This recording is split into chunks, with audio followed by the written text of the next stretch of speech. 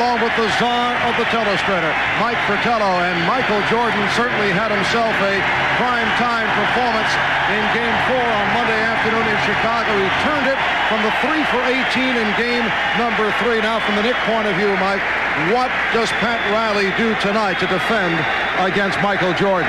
Mark, 54 points is amazing, but how he got the 54 points may be even more amazing. A look at his shot chart to show the breakdown of where Michael Jordan took his attempts from. 9 shots came from beyond the three-point line, 10 what I would call long-range jumpers, only 3 attempts inside the lane area, and yet he was 18 for 30 from the floor. It gave New York problems in deciding to play him straight up or double team him because he never even put the ball down on the floor most times. He just went up over the top and knocked out jump shots. Tonight what you'll see is the basic New York defense. Extend them, play him straight up, try to challenge every shot, and if he puts it on the floor, then selectively go and double team him. Now, Patrick Ewing was outstanding in games 1 and 2 here in New York. The numbers were decent from the games in Chicago in games 3 and 4, but he was not a factor. What have the Bulls done to quiet Ewing? One word sums it up: frustration. Because Chicago has extended its defense, it's taken time off the 24-second clock, and as New York has tried to get into its half-court offense, it's taken so long to get Ewing the basketball, he becomes frustrated at times. Many times, in fact, stepping out away from the basket, turning himself into a face-up jump shooter. As far as the Chicago staff is concerned, this is great. No offensive rebounds for Ewing, no personal fouls, and they're big people, and I guess we need to give Bill Cartwright a little credit for doing a pretty good job. And as you may be able to tell, this crowd is ready for tonight.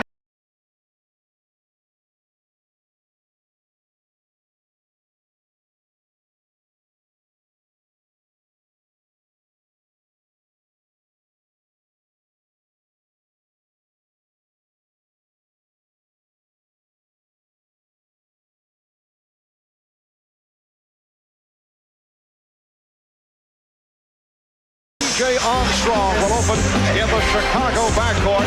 Scottie Pippen and Horace Grant on the front line. And the center, Bill Cartwright, although he did not do it offensively the other day, did a nice job in keeping Ewing out of position. And the coach of the Bulls, the one-time New York Knick, who is being received in a different manner these days when he walks the streets of Manhattan, Phil Jackson. John Starks and Doc Rivers in the backcourt. Charles Smith and Charles Oakley up front for the New York Knicks. And Patrick Ewing at center. And, of course, the coach of the Knicks is Pat Riley. His club 37-4 here at the Garden during the regular season. And the Chicago Bulls have lost the last 6 games here in New York. Ed G. Rush, Mike Mathis, and Hugh Hollins are the officials. Talking about a very veteran, experienced crew of officials here, ones that will pay strict attention to keeping this game under control from the beginning. Believe me, they understand the mentality of the two teams, how big this game is, and how they're both going to come out to start this game. And certainly both coaches have made their feelings known as they have postured, depending on where the game has been played. Both Phil Jackson and Pat Riley have complained from time to time, just looking to get the edge. Tonight's game marks the Knicks' first game ever in the month of June. This is the latest the Knicks have ever played in a calendar year, and they do control the opening tip. Interesting, at home in the Chicago Stadium, the Bulls would have double-teamed that opening tip immediately like they did in the previous 2 games. This time, they go back, play straight up. Well, they collapse on Ewing, and a foul is called as Jordan collides with Ewing. Michael Jordan was called for 5 fouls in Game 4 in Chicago and picks up the foul very early. One of his strengths, blocking shots from behind the offensive players' heads. Jordan loves to do it. Offensive players must be aware of him all the time when they lose sight of him, because he's probably sneaking behind him, trying to make something bad happen to that offensive guy. That time he got caught early. 14 seconds into the game, he picks up his first foul. Patrick Ewing, as we mentioned at the start, from a statistical point of view, did the job but he certainly has been a different player as opposed to games 1 and 2 here at the Garden. During the series, averaging 24, it's been consistency for Ewing, who had a very quiet 24 points on Monday afternoon in Chicago. I think what you're referring to is that he just didn't seem to be as active or as involved in all the aspects of the game. And Jordan off the mark on his first attempt, but Pippen rebounds. Jordan dishes it out. Armstrong, yes! B.J. Armstrong hits from the corner, and the Bulls with a 2-1 lead. Charles Smith getting down. Charles Smith, the last 2 games, has not been able to stay on the floor because of early foul difficulty. And you see a little bit of the offensive philosophy there of New York against the Chicago defense. Get it in, get it up quickly so that we have more time to operate in the half-court area. They double up on Pippen. Jordan for 3. Michael Jordan, during the course of this season, has not shot well at Madison Square Garden. In the past, he's had some enormous games. Smith with a nice move. The Knicks 5, the Bulls 2. Minute and a half gone by. Starks guarding Jordan once again, although Jordan expects that he will see a bit of Doc Rivers. Here's Cartwright. So Bill Cartwright, the one-time Knick, able to connect. He was 0 for 4 in 32 minutes on Monday in Chicago. Bill Cartwright is a guy who has been out there, hasn't gotten big numbers, but has still done a very good job of keeping his body, fighting Patrick Ewing down the low post area. He's really the only guy that can command any respect at all from Patrick Ewing. The other people, the Purdue's, the Stacey Kings, he just kind of overpowers them. Well, Charles Smith can be an adventure handling the ball, particularly against the press. Very fortunate to get it down. Oakley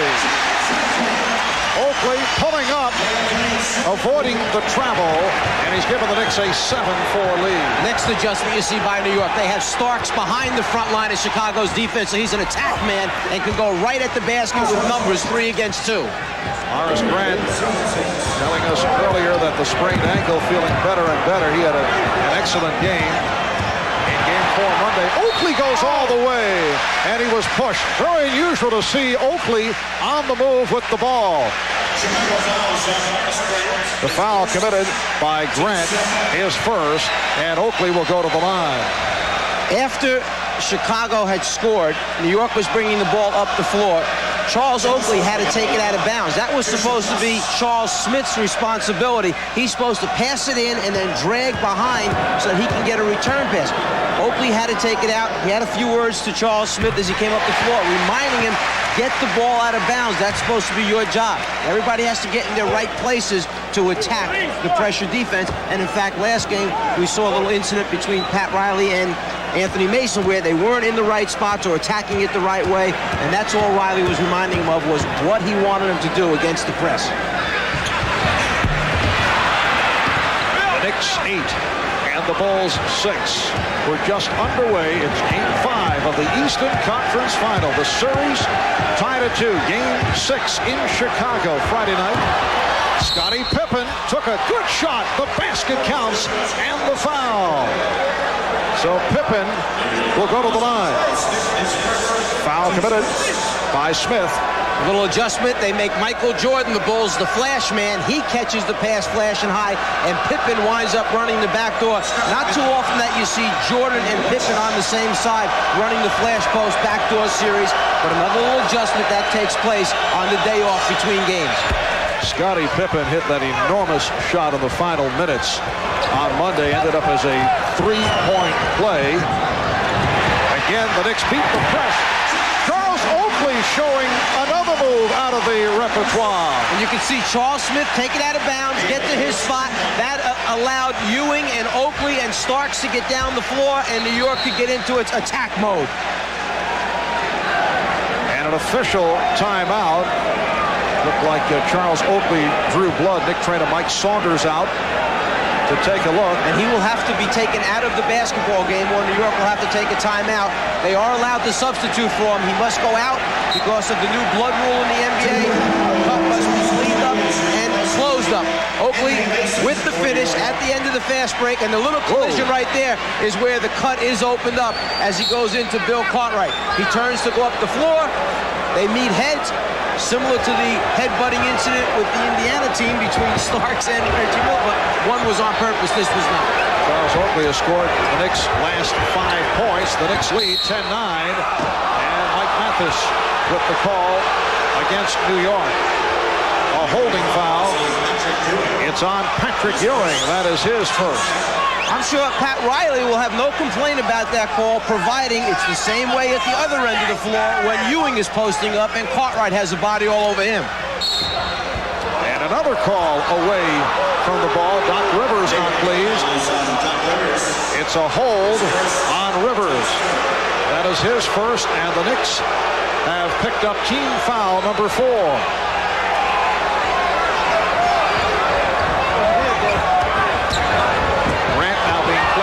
By Mason. And you can see that Michael Jordan is intent on distributing the ball. A little 3-man weave, something they worked on about 4 or 5 days ago in practice, just pulling it out now this evening. Oh, good move by Cartwright, his second field goal. He has only 3 field goals the entire series, but he's hit 2 here in the early going. The Bulls lead by 1. Strong move by Smith, and the Knicks have hit their first 5 shots. They lead 12-11 with 4 minutes gone by. The alley-oop to perfection. Jordan leading Pippen, the Bulls by 1. Scottie Pippen was getting ready to come off a weak side screen down. Charles Smith tried to overplay it, changed direction, lob pass. Good hands, Jordan with the deflection, leading to the turnover. Isolate the right side. Jordan gives it up to Pippen. Scottie Pippen has hit 3 out of 3, and Chicago has a 15-12 lead. Hot shooting at the start. Bulls 7 for 9. The Knicks 5 for 5. And Ewing, as he makes his move, that won't count. We hear the whistle. Illegal defense called for the first time against Chicago. A different Michael Jordan coming out here in Game 5. The assist man first on the backdoor cut by Pippen, the lob to the basket, and then on a slice cut from the offside down the lane. Again, Jordan to Pippen for the score. So we have Michael, the quarterback, out here in the beginning of the game. Starks, and the Knicks with their first miss. Knocked away from Smith, recovered by Ewing. Here's Starks to the hoop. Bulls 15, the Knicks 14.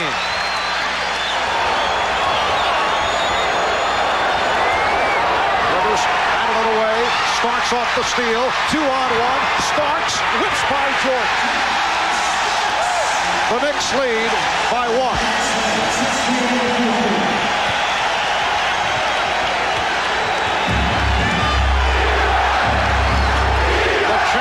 Of defense. Bulls have hit their last 6. Armstrong.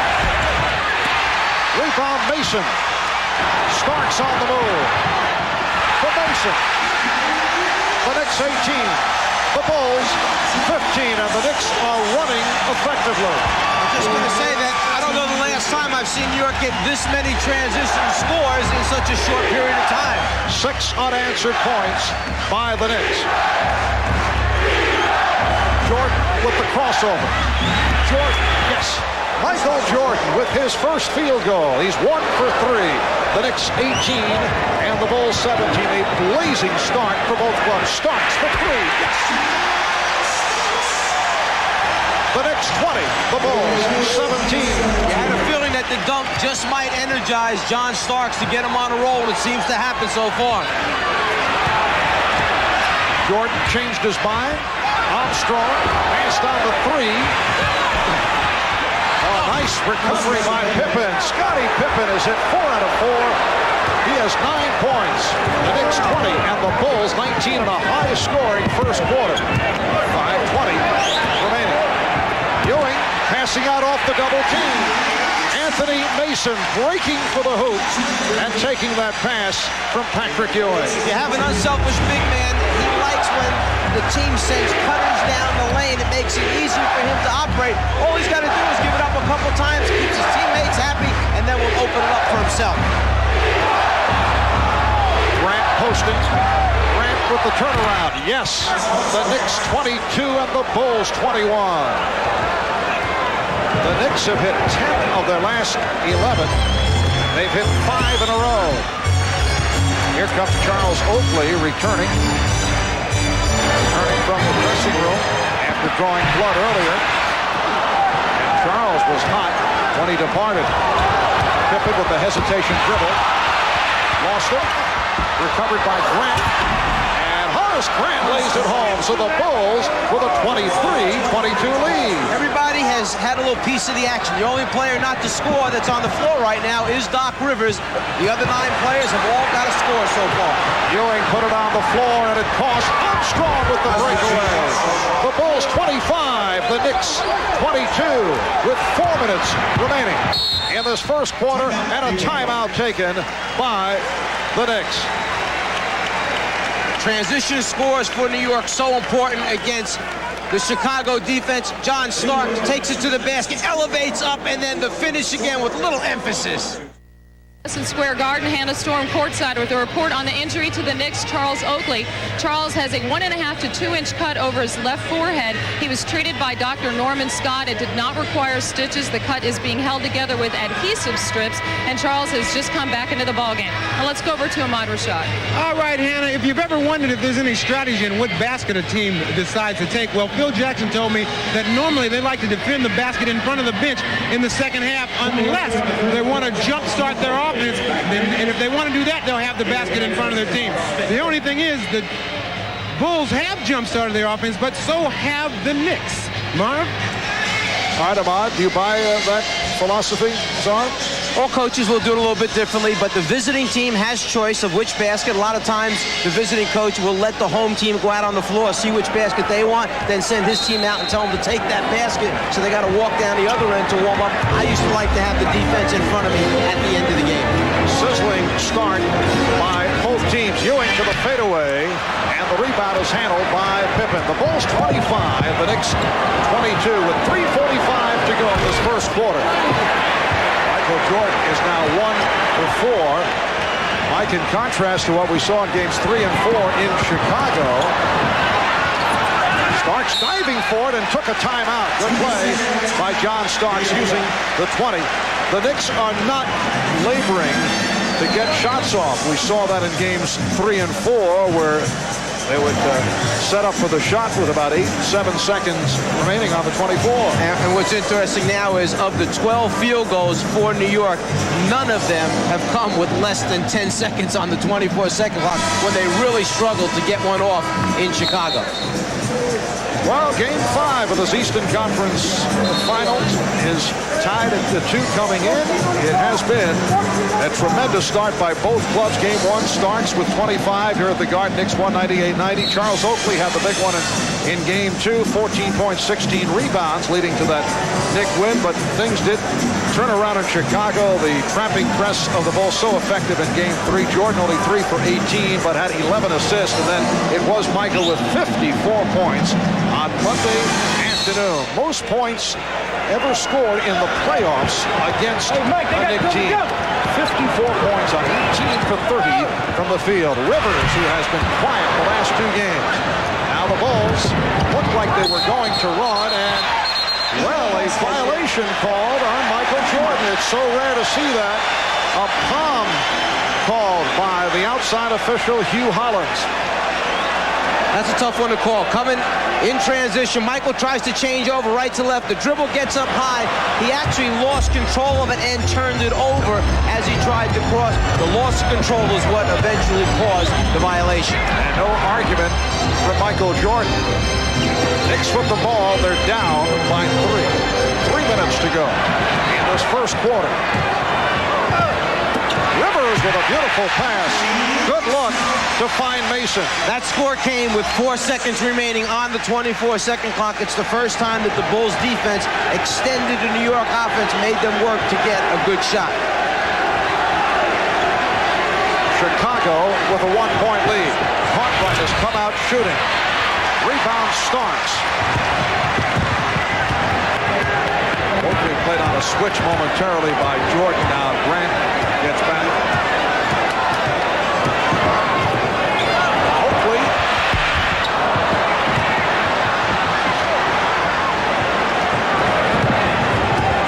Pippen picked up on a switch by Starks.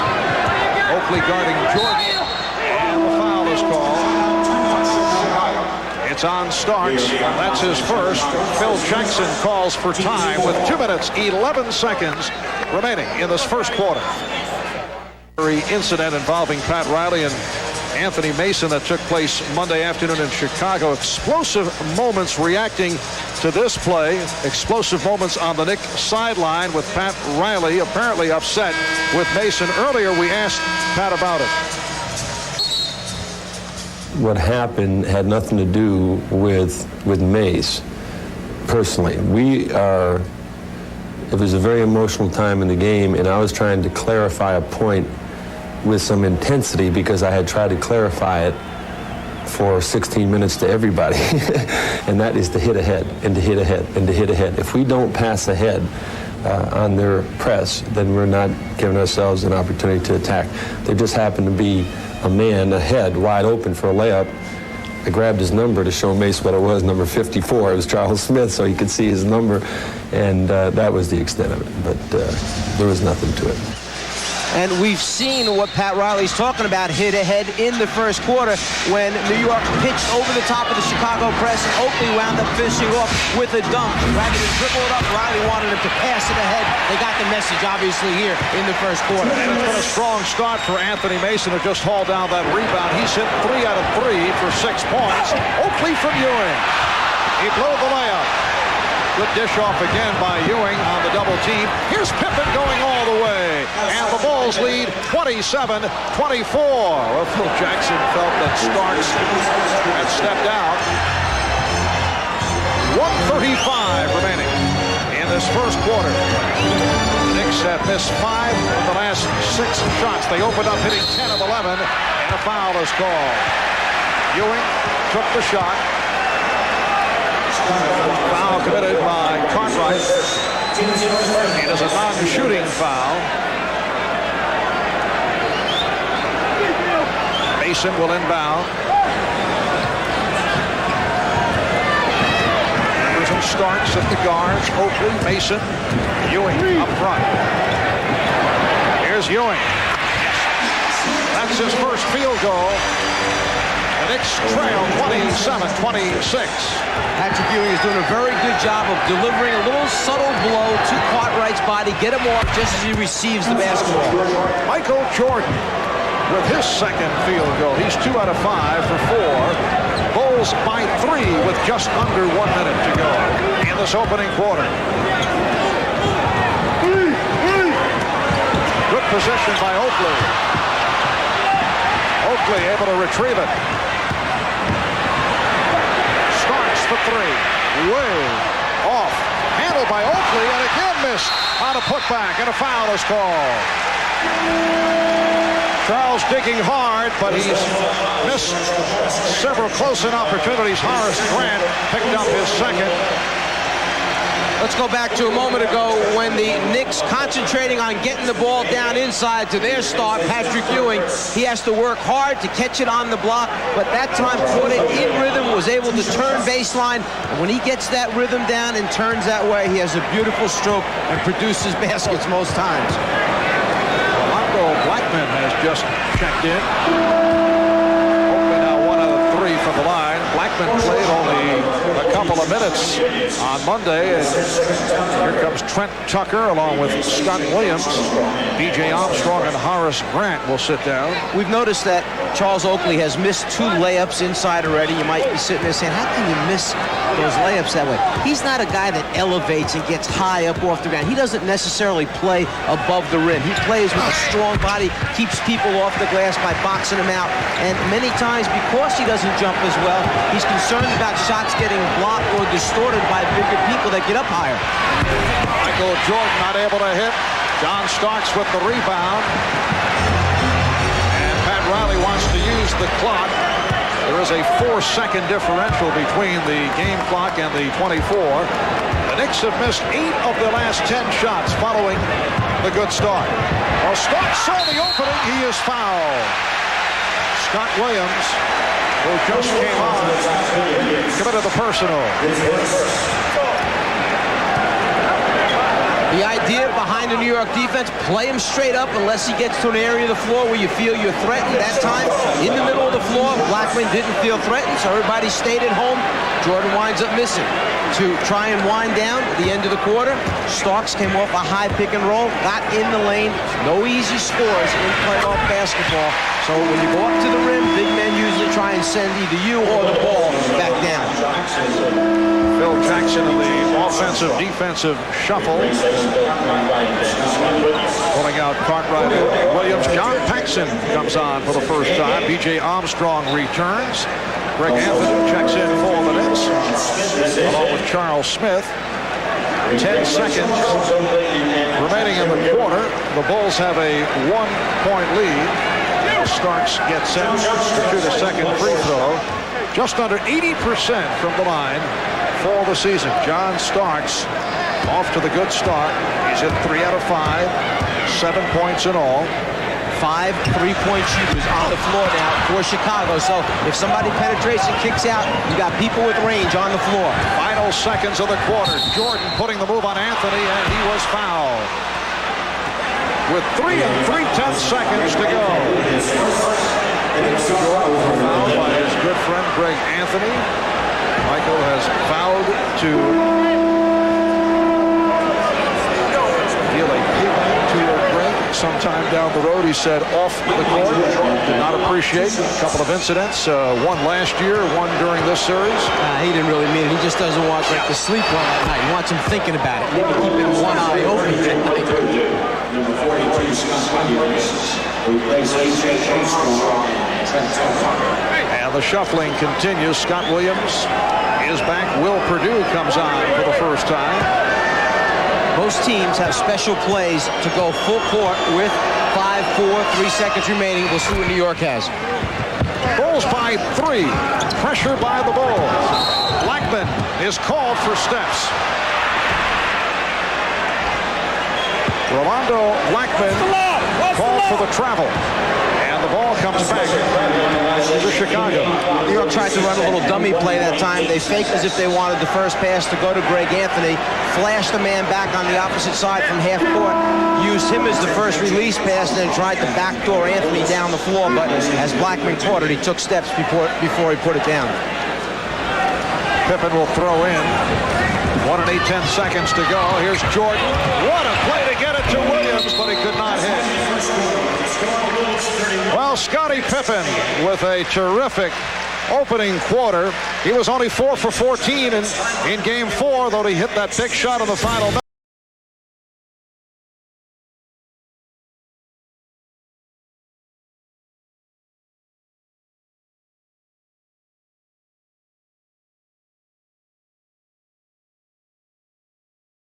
For the years as a member of the New York Knicks, Phil Jackson was a very popular player here in New York. In fact, he was a member of the 73 Knicks championship squad, but recent years as coach of the Bulls, he has been treated differently.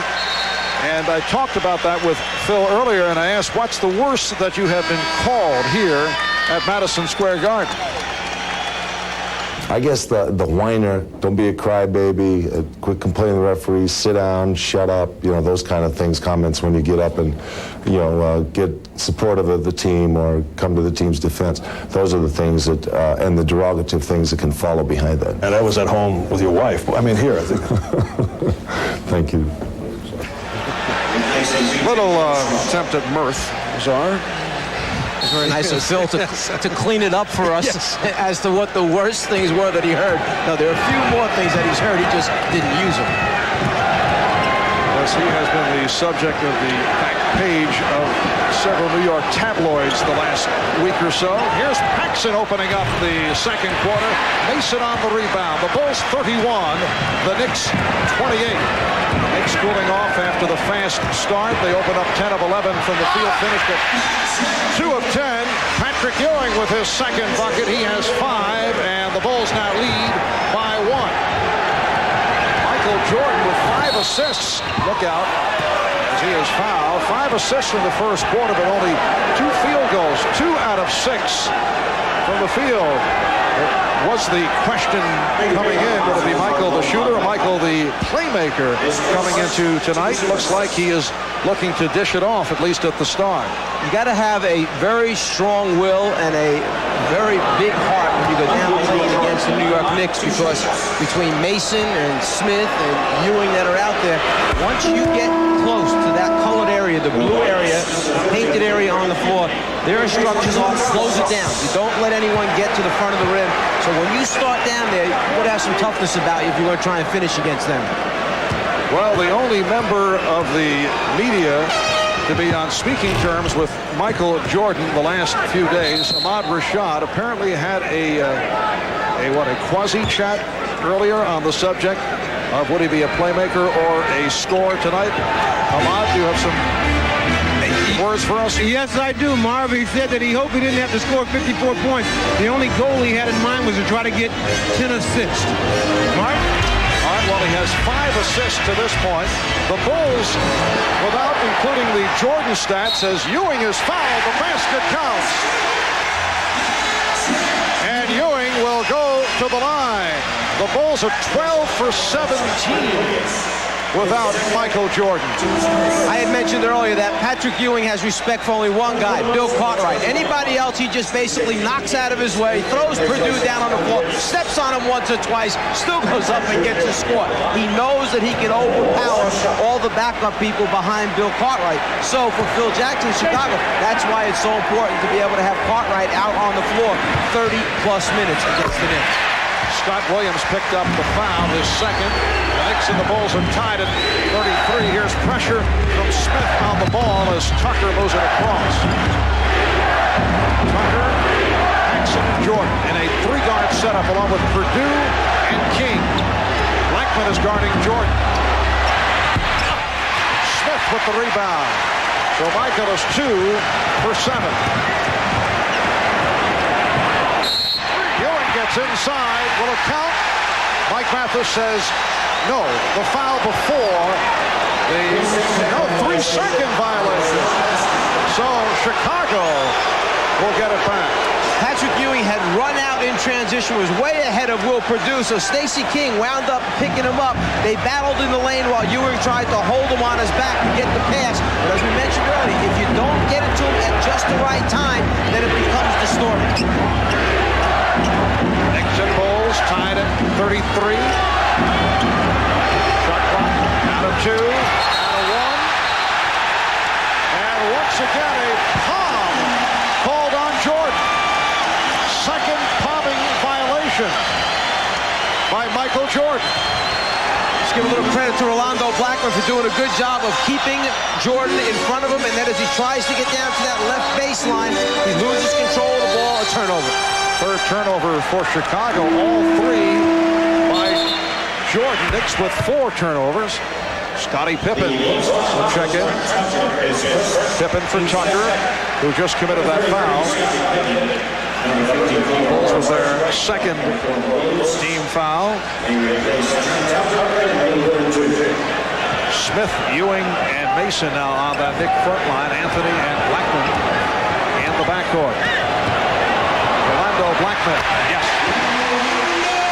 Rolando has had a difficult time getting going in this series. And because Blackman is a player that you want to run off screens, that means that if Michael Jordan is guarding as he was the last time down, Jordan's the one that's getting hit by those screens, taking just a little bit more out of Michael Jordan each time down. Grant with the post-up. Grant with the rebound and called for a travel. 9.5 remaining. First half. The Knicks with a 2-point lead on Chicago. Welcome back to Madison Square Garden. There's a star-studded crowd here this evening. And joining me now is Mr. Bill Murray, and I can see that you are agreeing with Michael Jordan. You're solid with Michael, and you're not talking to the press, I hear. That's right, Ahmad. I'm not going to do any interviews. I'm not going to appear in public. I'm just going to be very quiet about everything. I'm just going to let my fanmanship tell the story tonight. Well, I understand that you're also very much a Bulls fan. You're dressed in the red and the black this evening, showing that you're very much a Bulls fan here. Well, they weren't going to let me in, but I had a lawyer with me. He wasn't really a lawyer, but he said he was, and so they let us in. It was close, but there was a guy from the mayor's office who made me sign something that said I have to appear at Tavern in the Green and sign autographs for the rest of the year. We'll say I live in New York and stuff. Well, good luck with that, Bill, and good luck with your continuing to not talk to the press. No hard feelings, Uncle Mike. Okay, have a good time. All right, back to you, Marv. All right, Ahmad. Hysterical material, I thought, huh? Bill and Ahmad. The Bulls have missed 5 straight, 8 of their last 10. The Knicks in the midst of a 5-0 run. And the Knicks with a 35-33 lead. Mason to the crossover. And he is fouled.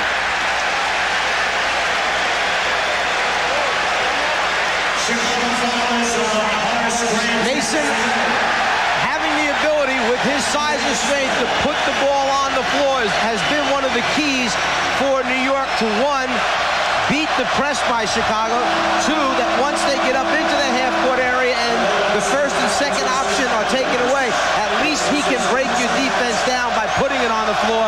That's why Pat Riley has to have him out there X number of minutes each night. Horace Grant departing after picking up his third. Scottie Pippen raising his hand to try and draw the foul. Once again, Anthony Mason with the creative haircut. The mace. Apparently an M carved on his left eyebrow. The Knicks with a 35-33 lead. Paxson and Tucker now in the backcourt. Williams with King and Pippen up front. So Pippen is running the team. Shot clock at 8. Shot clock at 5. Stacey King. Very difficult shot. It was altered by Patrick Ewing. Excellent half-court defense that time by the New York Knicks. In the end, the floating hook shot by Stacey, challenged by Ewing, no good. And a foul on King, a push for the Bulls. It is their 4th team foul.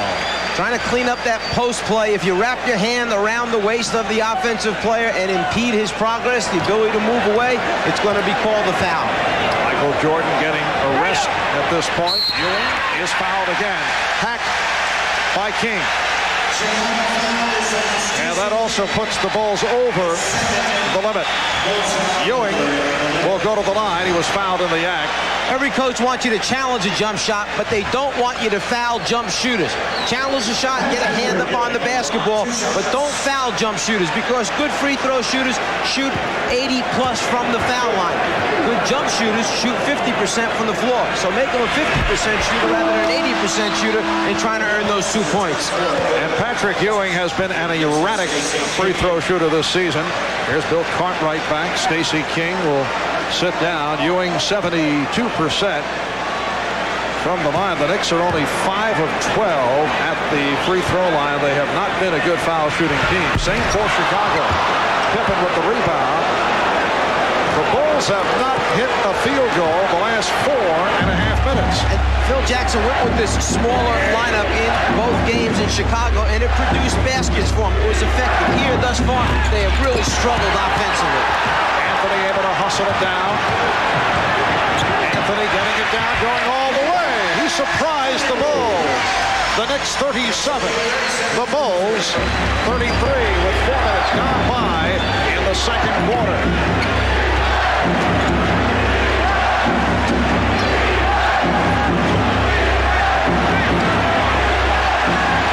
Good defense by Blackman.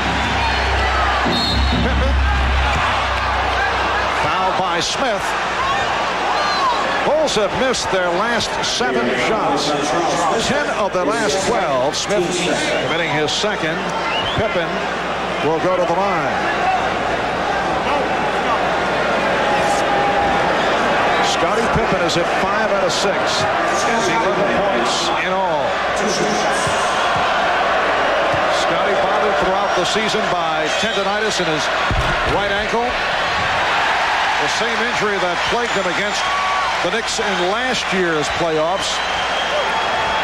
For the season, averaged 18.6. He's upped it here in the playoffs, shooting just under 51% and averaging just under 21 per game. Receiving the treatment from the crowd as he misses on both. Anthony pops it down. Smith was hanging, and he's fouled. Foul committed by Pippen.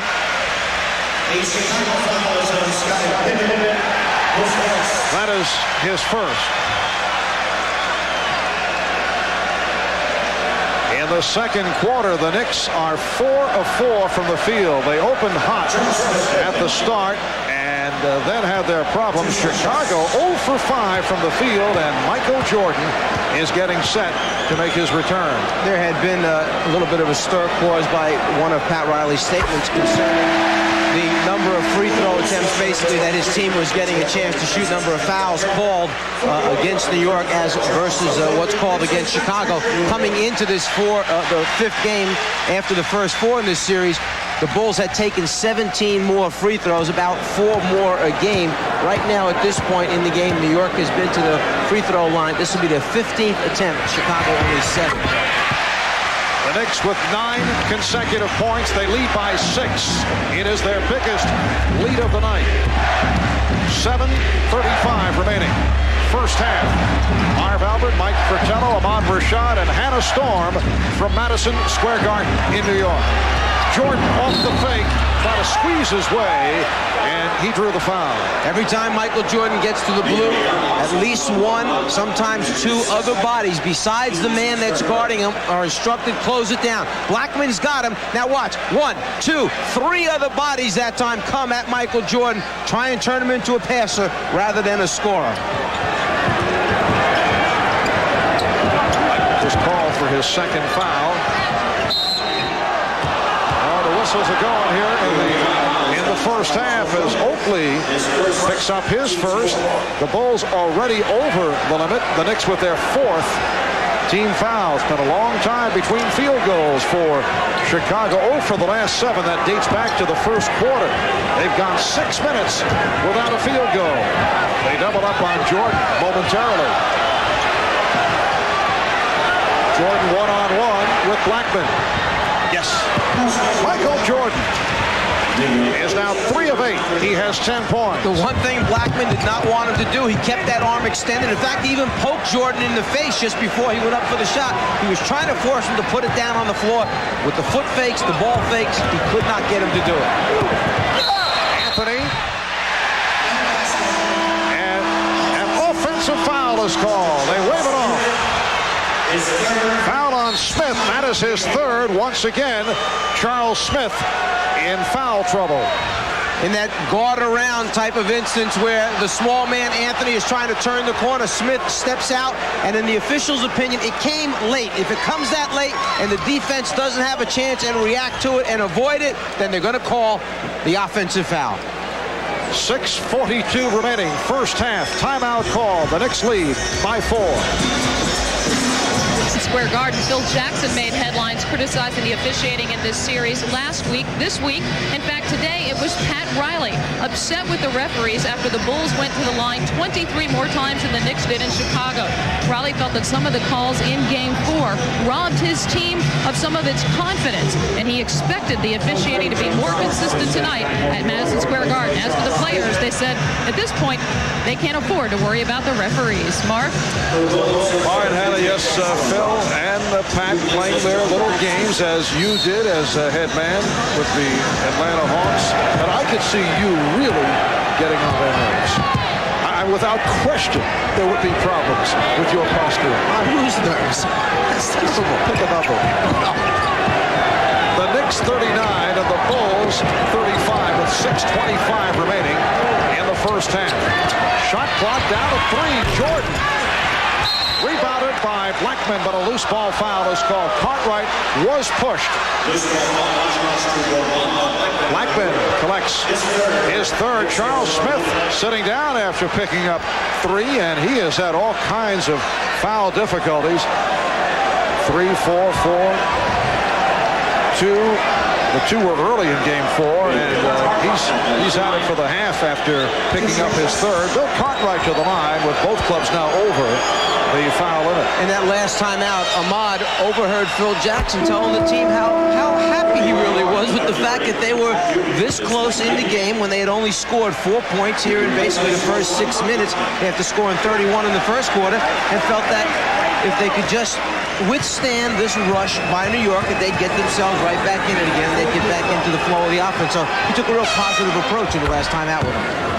Well, here are the Bulls only 2 down with the Knicks shooting 64%, 16 for 25. They've hit 4 out of 4 in the second quarter. Anthony handling the trap and handling it well.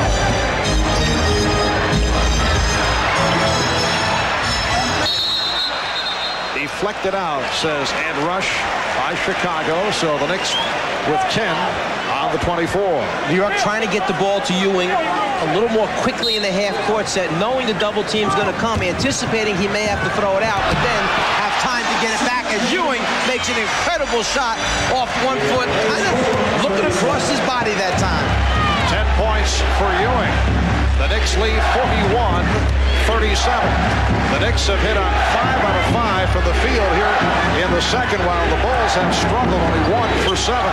Cartwright, yes. Bill Cartwright has hit 3 out of 4. He has 8 points. Did not convert a field goal at all on Monday in Chicago. In the 2 wins in Chicago, games 3 and 4, at halftime, Chicago had 62 and 61 points, respectively.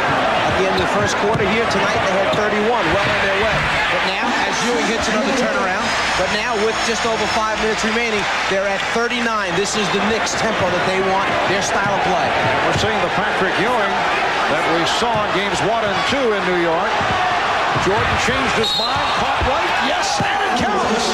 Bill Cartwright going to the hoop, taking that pass from Jordan. What a recovery by Jordan. Ewing called for the foul, his second. Say it's tough for right-handed quarterbacks to sprint out left and throw back right. Well, it's tough for 7-footers to dribble left and shoot back to the right as they come across the lane. Ewing down in the low post area, gives a fake one way, comes back the other way, and then again, likes turning baseline for that quick look. Lazar showing his football background. Ahmad told me that one time. He mentioned that about quarterbacks sprinting out and that type of thing. Bill Cartwright, his first 4 games, 1 for 10 from the field, and here in Game 5, 4 out of 5. The Knicks by 1 as Mason is able to penetrate, and he was fouled.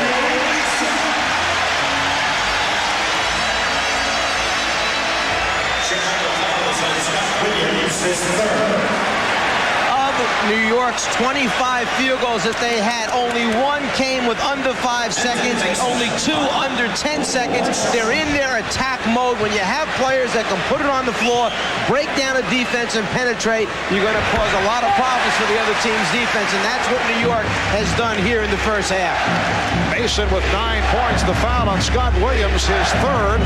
The Knicks have hit all 7 field goal attempts in the second quarter. They now lead it 46-42. Jordan feeling around for Starks. Jordan. Well, he's off in this first half. Starks puts the move on Armstrong. Was hit on the reach in. That won't count. John Starks will make his way to the free throw line. Looks like he is limping. Foul committed by B.J. Armstrong. John Starks with the strong move, and he came up hobbling. John Starks, a remarkable story. His path to the NBA, not your usual saga. In many ways, a basketball survivor He has become a star. At one time during his college days, he was bagging groceries in Tulsa. Attended 4 different colleges. Spent some time with Golden State, the CBA, and began to emerge last season with the Knicks. Timeout has been called with 4:32 remaining, first half.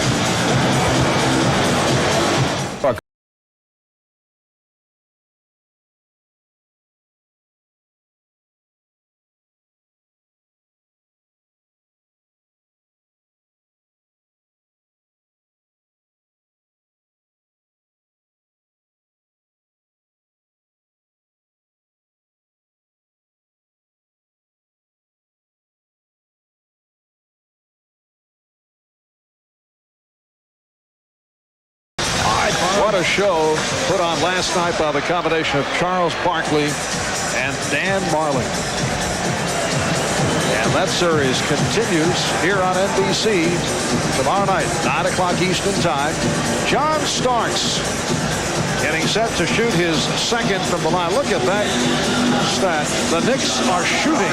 That's an ugly statistic from the Knicks point of view. Knicks shooting better from the field than they are at the foul line, where they're 8 for 17 from the line. And as we've mentioned a couple times, both these teams not real good at the free throw line, finishing 21st and 22nd. New York just ahead of Chicago during the regular season in free throw percentage. Meanwhile, the Knicks have hit all 7 shots they've attempted here in the second quarter. Their last miss goes back to late in the first quarter with 42 seconds remaining. Knicks lead by 5 points. We come up on 4 minutes to go. First half. Here's Armstrong. Rebound Williams. Scott Williams with a nice move and then hooked it home to bring the Bulls within 3. Scott Williams with his first field goal. Anthony now handling against Armstrong. Anthony and Starks in the backcourt. Ewing, Mason, Oakley up front. Anthony picked up on a switch. Shoots over Cartwright and hits. Greg Anthony, not the man the Knicks want to shoot from the outside, but he'll surprise you from time to time, and he went right at Bill Cartwright with the jump shot. And with Doc Rivers sitting, Anthony has done a very good job coming in, getting a couple easy scores for his team by pushing the basketball and then getting a big jump shot and keeping pressure on the ball. Jordan played very well by Starks, and a pushing foul on Oakley. Oakley claims that he was held, but he shoved Williams. We mentioned in the open the body-on-body contact that Cartwright has been put on Ewing. Well, since Cartwright has asserted himself offensively, he's made Ewing work hard down low. He's got Cartwright way off the block, causes the fumble, and as a result, Cartwright has to pass it back out, gets no shot attempt. So Ewing doing a very good job of playing position defense, not letting the ball get into the post easily.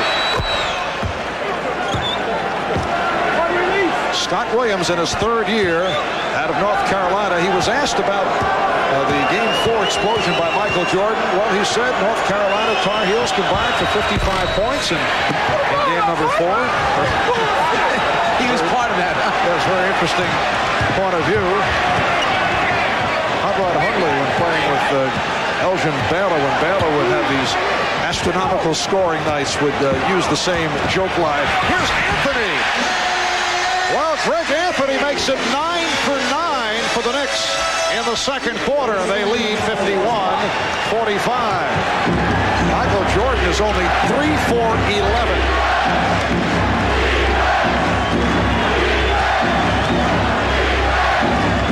Cartwright has had the hot hand. Shot clock runs down to 3. Cartwright. Well, Bill Cartwright has had a number of excellent games on this court, usually as a member of the New York Knicks in his earlier days in the NBA, and he has looked like the Cartwright of the early going of his career. 5 out of 6, 13 points for Cartwright. Starks fires. First Knick miss of the quarter. And the Bulls on the run. Pippen all the way. A facial served up at John Starks. When you take long shots from the perimeter and they don't go in with a team like Chicago that changes ends so well from defense to offense, what usually happens is you get outnumbered running back in transition defense. That's what took place last time down. The Bulls within 2. Cartwright called for the foul as Ewing is sent flying. crowd wants a flagrant. Let's go back to the original battle. Last trip down when the two big men were working down low inside. Cartwright all over Ewing, not trying to let him get the spot he wants, trying to duck underneath him. Ewing keeping that arm in his face the whole time. It's just been a battle the entire evening between them. Now this time down, when he gets in the air, Cartwright knows he's in trouble, so he just tries to stop the shot attempt.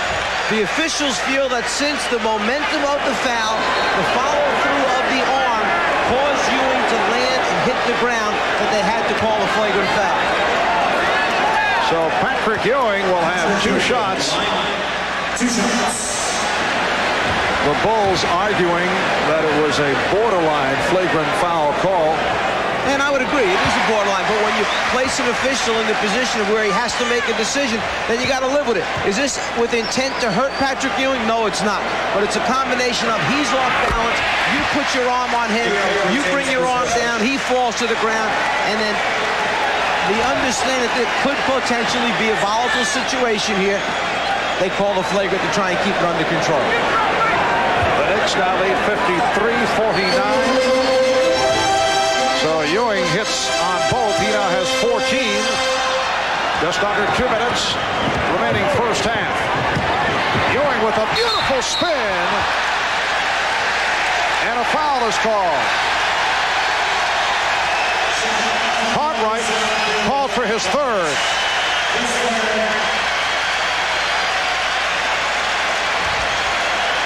Both the Knicks and the Bulls are over the limit.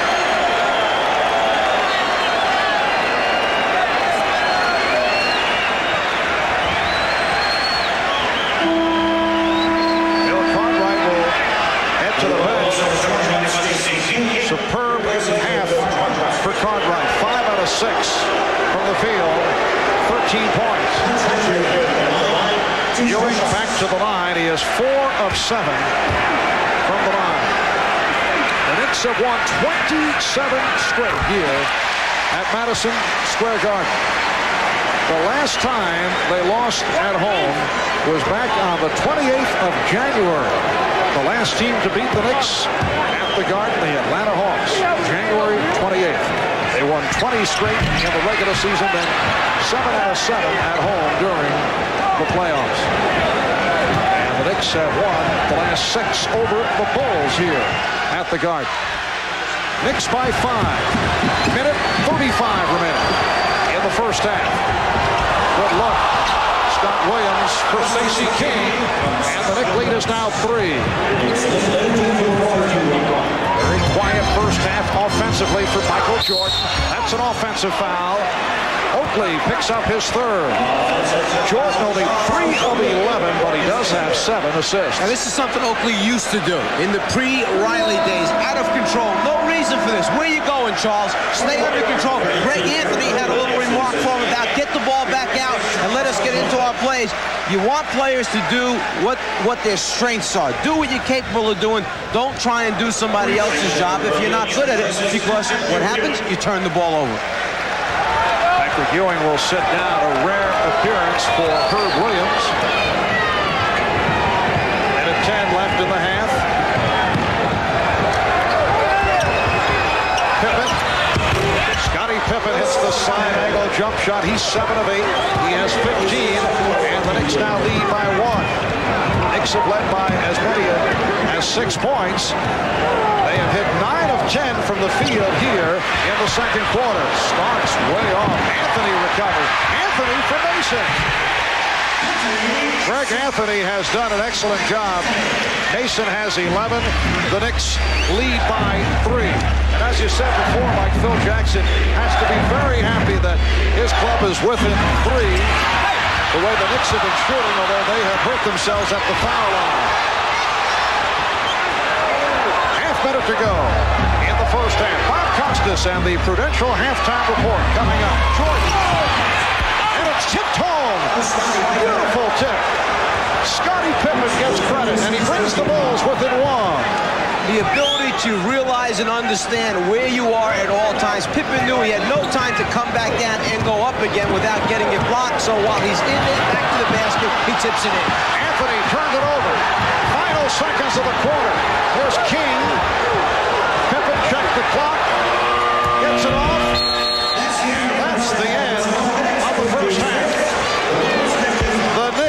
with a 56-55 lead on the Bulls. Bob Costas coming up back at our studio, some 15 blocks away. High point man of the game.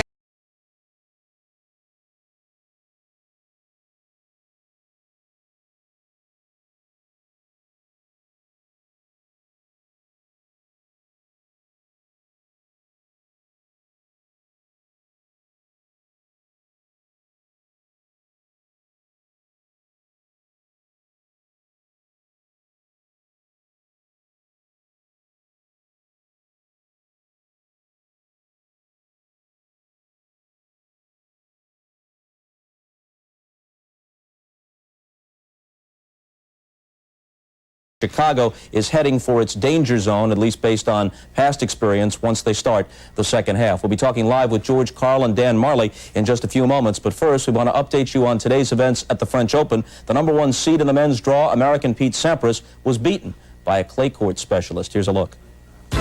Knicks fan John McEnroe gave up his seat at the Garden tonight to be at Roland Garros. Pete Sampras was seated #1 in Paris, but that's based on the computer rankings, not his abilities on clay. His opponent, Sergi Bruguera of Spain in the near court, is an accomplished player on clay. Here he passes Sampras, who looks somewhat bewildered. Now on to match points. Sampras in the near court. He had 60 unforced errors on the day. He'll hit wide, and Bruguera wins in 4 sets. Bruguera thus advances to the semis, where he'll play either Stefan Edberg or Andre Medvedev. Meanwhile, in the women's draw, the semifinals will be played tomorrow. Mary Jo Fernandez against Arantxa Sanchez Vicario and top-seeded Steffi Graf versus Anke Huber. Our coverage picks up again on Friday morning at 10 a.m. The men's semifinal between two-time defending champ Jim Courier and Dutchman Richard Krajicek.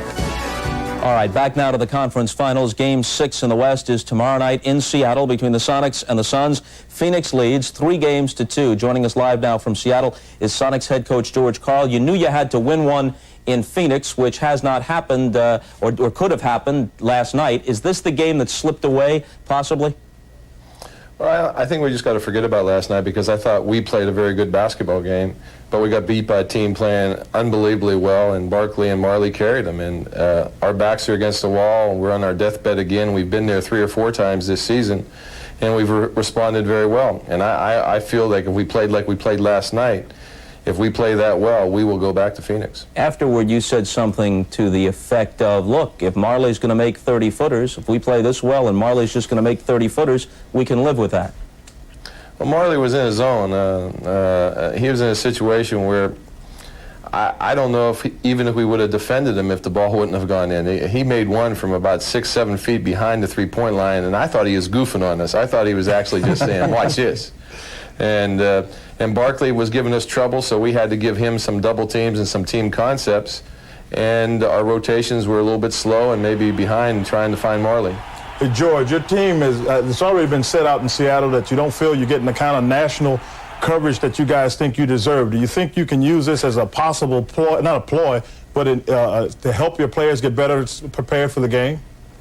Well, we just think we've had a hell of a year out here, and everybody's kind of focused, even in Seattle, on a lot of the negatives, and we've put the pieces together. We've held together when a lot of people thought we'd fall apart.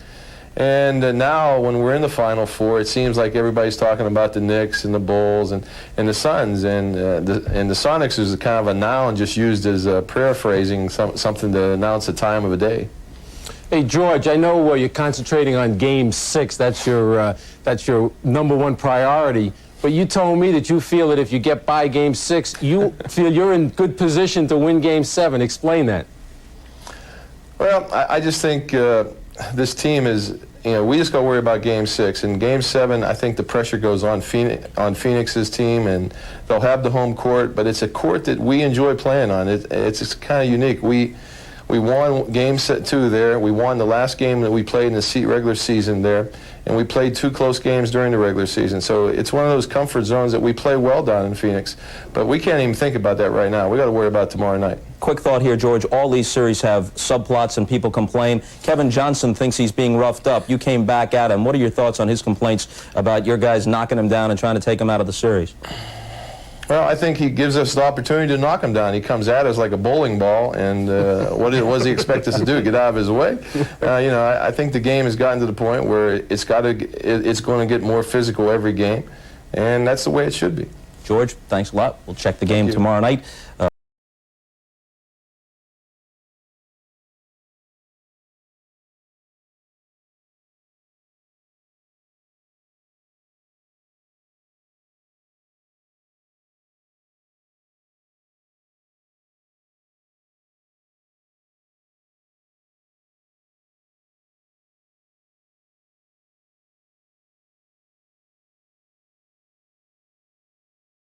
By Dick Enberg. Were you aware of that comment, Dan? And did your business pick up, in fact, at your restaurant last night? I heard about it later in the bar, but I was real excited about it, that we got some national pub, and the place was packed after the game, and we did serve everything on trays last night. You told your teammates that you had crazy range. You felt it. When did you first sense that you were in a zone last night? Well, I felt pretty good before the game, but then I hit my first three-pointers, and then I hit a kind of a double pump leaner against Eddie Johnson. And when that one went in, I didn't even think that was going to go in. I felt that I was in a kind of zone that I don't get in too often, and that I better get the ball and shoot as many as I can. The last three-pointer, you didn't even really need a three. You were up by one. There was still time on the shot clock, but you took the three. You were open, and the way you felt last night, might as well, right? Yeah, we were spread out, and Danny Ainge did a good job of penetrating, and my guy kind of turned his back, and I just spotted up, and Danny hit me, and I let it go, and fortunately it went in, and it put us up by 4, and we went on to win the game. Danny, last time I was in Phoenix, you told me that the two teams you feared most in the playoffs were Portland and Houston. Has Seattle done anything to change your mind? Oh, I've always feared Seattle. Those other two teams. Don't lie now. Teams. Don't lie now, Danny. You're right. You're right. But Seattle's a great team, and they've come out and they play very hard. No matter what goes on, they trap, and they're always forcing the pressure, and you can never give up a game with them. Just when we get a comfortable lead, they're always fighting back, and they've been barn burners. It's been a great series so far, and we would love to be able to stay here in Seattle and win this game so we don't have to force a one-game series back in Phoenix. Danny, sustaining an effort is something that I think everybody's got to look to win a championship. You guys have been somewhat inconsistent in that regard. Have you given any thought to what you need to do, assuming that you get a chance to beat Seattle going on to the next series, in terms of sustaining that effort? What are you guys doing to try to resolve that issue? Well, we're just, continuing trying to beat Seattle. We really haven't looked past them at all, and we have to keep concentrating. We have such a good team. I think we get a 10-point or 11-point lead, and we seem to relax a little bit, and we can't do that. We have to continue to pressure the ball on defense and continue to attack the basket. It seems that we kind of get in a doldrum where we offensively, we kind of just stand around, and then we get ourselves in some troubles. Dan, congratulations on one of the great performances in terms of long-range shooting in playoff history. As you're aware, you broke Chuck Person's record. He had the 7 at Boston Garden against Bird and the Celtics a couple of years ago. And then last year, we think of Game 1 in Chicago between the Bulls and the Trailblazers when Michael went wild with the 6 three-pointers on fire in the first half. Yours ranked with those performances and, in fact, exceeded them. Yeah, it's kind of hard for me to believe, but it's just like one of those things I said where Charles Barkley was getting a lot of double teaming and Kevin Johnson was penetrating and they had to leave somebody, and I found myself open and got kind of a rhythm, and this was an important game, and I was glad I was able to hit those shots to help the team win, and it's one of those nights I'll never forget. When do you start talking trash? Like Person? I don't talk too much trash. I don't like to do that. I just get excited and let Charles do all our talk trashing. All right, Dan, thanks a lot. Game 6 in that series is tomorrow night. One quick thought here on the Knicks and Bulls. Pat Riley complained about the Bulls getting more free throws in the first half. The Knicks shot 22 free throws to 12 for Chicago, but Chicago made 9 of 12. The Knicks made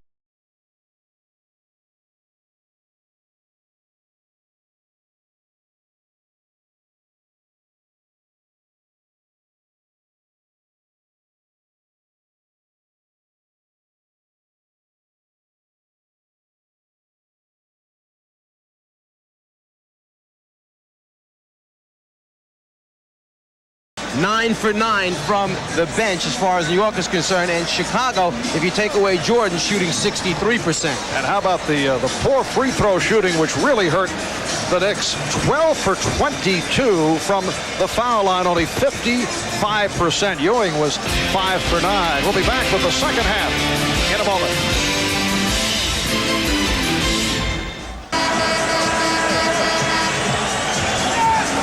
Welcome back to Madison Square Garden. It is on to the third quarter. The Knicks with a 1-point lead. Michael Jordan shooting only 3 of 12, 10 points in the first half. Again, we see that Jordan not getting to the front of the rim. It's basically a perimeter game from him, and even though he shot poorly in Game 3, he still was 16 for 17 from the foul line. Here, thus far, only 4 free throw attempts from Michael Jordan, so you'd have to say that the Knicks paid very special attention to the 54 points he got in game number 4. And we should report that Michael did remain in New York State this trip to Gotham. The Bulls coming in late yesterday. They will head out back to Chicago for game number 6 on Friday night. This is game 5. The series tied at 2. Pippen tried to change direction. And the Bulls fortunate to keep the ball. Here's Jordan. Very tough off-balance shot. And it's tipped home. Good position by Horace Grant. So the Bulls now lead 57-56. Doc Rivers opens in the backcourt along with John Starks, Charles Oakley, Charles Smith, and Patrick Ewing up front. And because Chicago didn't really get into its full court pressure a whole lot in the first half, they start out immediately after that score with some pressure. For Doc Rivers, who has been silent the last couple of games, his first field goal tonight. And the Knicks lead by 1. Opening minute, third quarter. Jordan played straight up by Starks.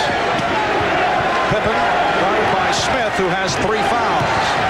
Pippen to the fadeaway. Rebound tipped by Jordan. So Michael Jordan goes inside to come up with his 4th field goal. Scorers always find a way to get their points, whether it's in transition, whether it's a night when their shot is going down, getting to the free throw line, or in that case, getting to the offensive glass. Here comes Pippen. Armstrong on the wing. 3 Knicks back. Pippen with the extension to beat the Knicks down, and the Bulls lead 61-58. I think you could appreciate Scottie Pippen's ability to handle, put it on the floor, his speed and quickness. That time he showed you some strength. On the move, full speed with Smith running alongside. He held him off with that left arm to gain the advantage and keep the alleyway open to the rim. Patrick Ewing way out. That is not what Pat Riley wants to see from Ewing on a consistent basis. Here is Armstrong, and the Bulls on a run. Now lead at 63-58, and the Knicks take a 20-second timeout. Michael Jordan realizes that he's struggling, that Scottie Pippen's got it going this particular night, so he slips after screening and just follows up, little tip in, perhaps something just to get himself going. Hold off Smith with the left arm, keep that path open to the basket, and then the finish with the extension by Scottie Pippen. Well, you get the idea that Michael Jordan has reinvented himself with each game, depending on the situation, depending on how he has been shooting, which was not very good through games 1, 2, or 3. 3 for 18 in game 3, and then in game 4, the 18 for 30 for 60%. But in game 3, although he shot 3 of 18 for 17%, he did pick up 11 assists. He has begun tonight looking to distribute the ball, but that could change depending on the game situation. Jordan now with 12 points and 8 assists, and the Bulls lead by 5. It's their biggest lead of the night. Ewing, by Cartwright, rebounded by Grant, but the Bulls turn it over. Let's go to Ahmad. Marv, I was talking to Michael Jordan. He was telling me the other day that this team started to smell blood. They felt like New York was starting to crack under the pressure, and they felt like it was the time for them to really put the hammer down. It was right now. All right, Ahmad, yes, the Bulls with that 5-point lead. Ewing 0 for 3 from the field in this third quarter. The officials confer on that call. It is against Chicago. A pushing foul, says Hugh Hollins, against Bill Cartwright, so that is number 4 on Cartwright. Chicago likes to come along the baseline with that trap rather than from the passer or from the top. Grant gets there in good position. The officials felt that the hands of Cartwright on the back waist are what forced Ewing to stumble, lose his balance, and foul is called. Stacey King replacing Bill Cartwright. Rivers trying to do it off the dribble, stripped by Armstrong. Rivers off the recovery. You can see the determination in Doc Rivers' face. He played only 11 minutes in the first half. Greg Anthony got 12 minutes. He did a very nice job filling in for him. But Rivers has come out here understanding he's got to step up and play big for New York to win. Pippen from deep. Yes. Scottie Pippen has had a terrific series. 21 points for Pippen. And the Bulls lead 65-60. 3 minutes gone by in the third quarter. Knicks having difficulty now finding shots. Here's Smith getting inside. Rebound Ewing. With Cartwright on the bench, it becomes easier for Ewing. Bill Cartwright, along with his offense, he's been hitting his shot tonight, does the job in keeping Ewing off the boards. Grant lost it off his foot. It will be Nick Ball. Horace Grant upset with himself.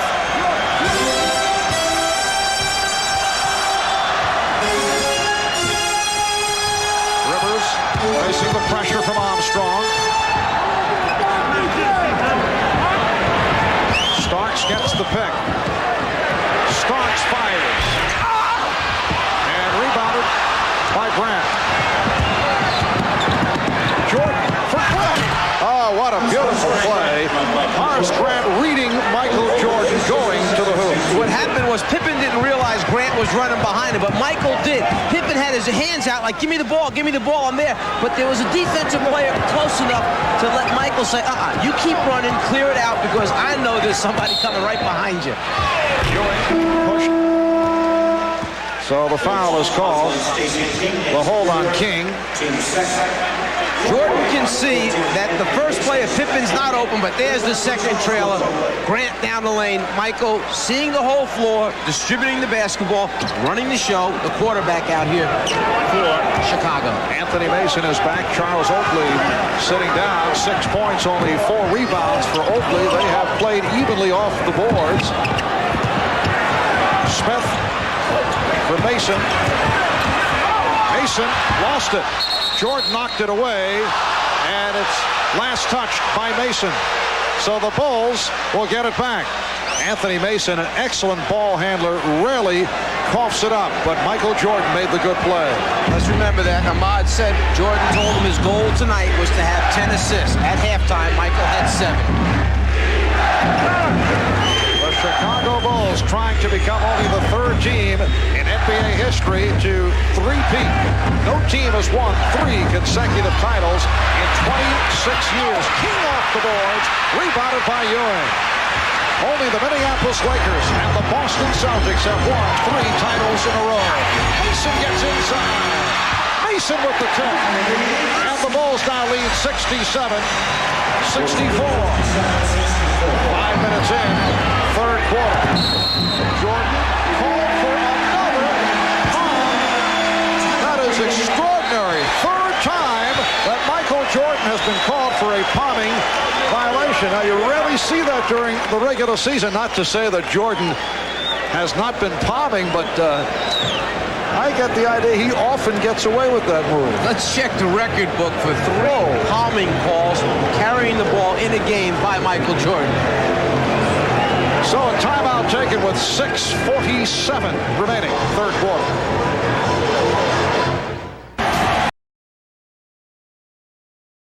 Tape room along with assistant coach Bob Salmi. The Knicks, like many teams, use the coaching tactic of showing tapes at halftime. Bob, what did you guys look at? Well, basically, we looked at what both teams shot in the first quarter, and both teams shot at unbelievable percentage in the first quarter, and you'd like to credit that to the offense, but you've got to look at how many shots were contested. Both teams contested under 32% of the shots in the first quarter, and as a result, both teams shot a great percentage. We looked at this tape at halftime, and we saw the difference. The Bulls come out and go on an 0-for-7 stretch, where we're up into people, and the shot goes up, and Patrick Ewing contests the shot. A result of the contested shots, result of the miss. At this point, with the way the Bulls are shooting, Marv, perhaps the Knicks could use to apply some of those lessons they learned at the half. Hard hand of the Bulls with a 3-point lead, 6:27 remaining in the third quarter. Shot clock at 6. Pippen. Is called. Ewing, Mason combining on King. Patrick Ewing over the back of Stacey King, committing his third foul. Actually, Stacey King did a very nice job of getting inside position. When the shot went up, he snuck inside Ewing. As Ewing turned to go for the rebound, he wound up on the inside, Ewing over the top. E.J. Armstrong lost his balance, so the Knicks will get it back. We come up on 6 minutes to go in the third quarter.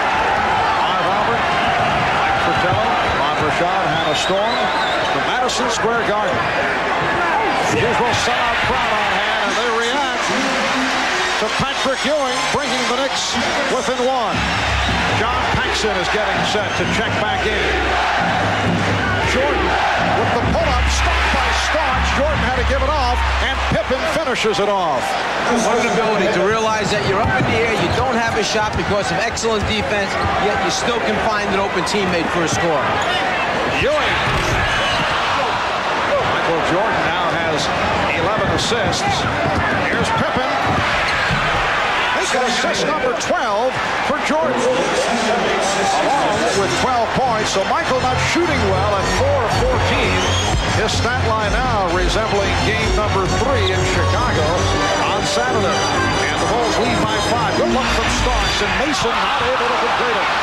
Anthony Mason blowing the layup. Here comes Pippen. Now Jordan. Starks continues to do a good job on Jordan. Pippen. Rebounded by Starks. Starks trying to accelerate, but Pippen stopped the ball. Smith has the open shot. The Bulls 71.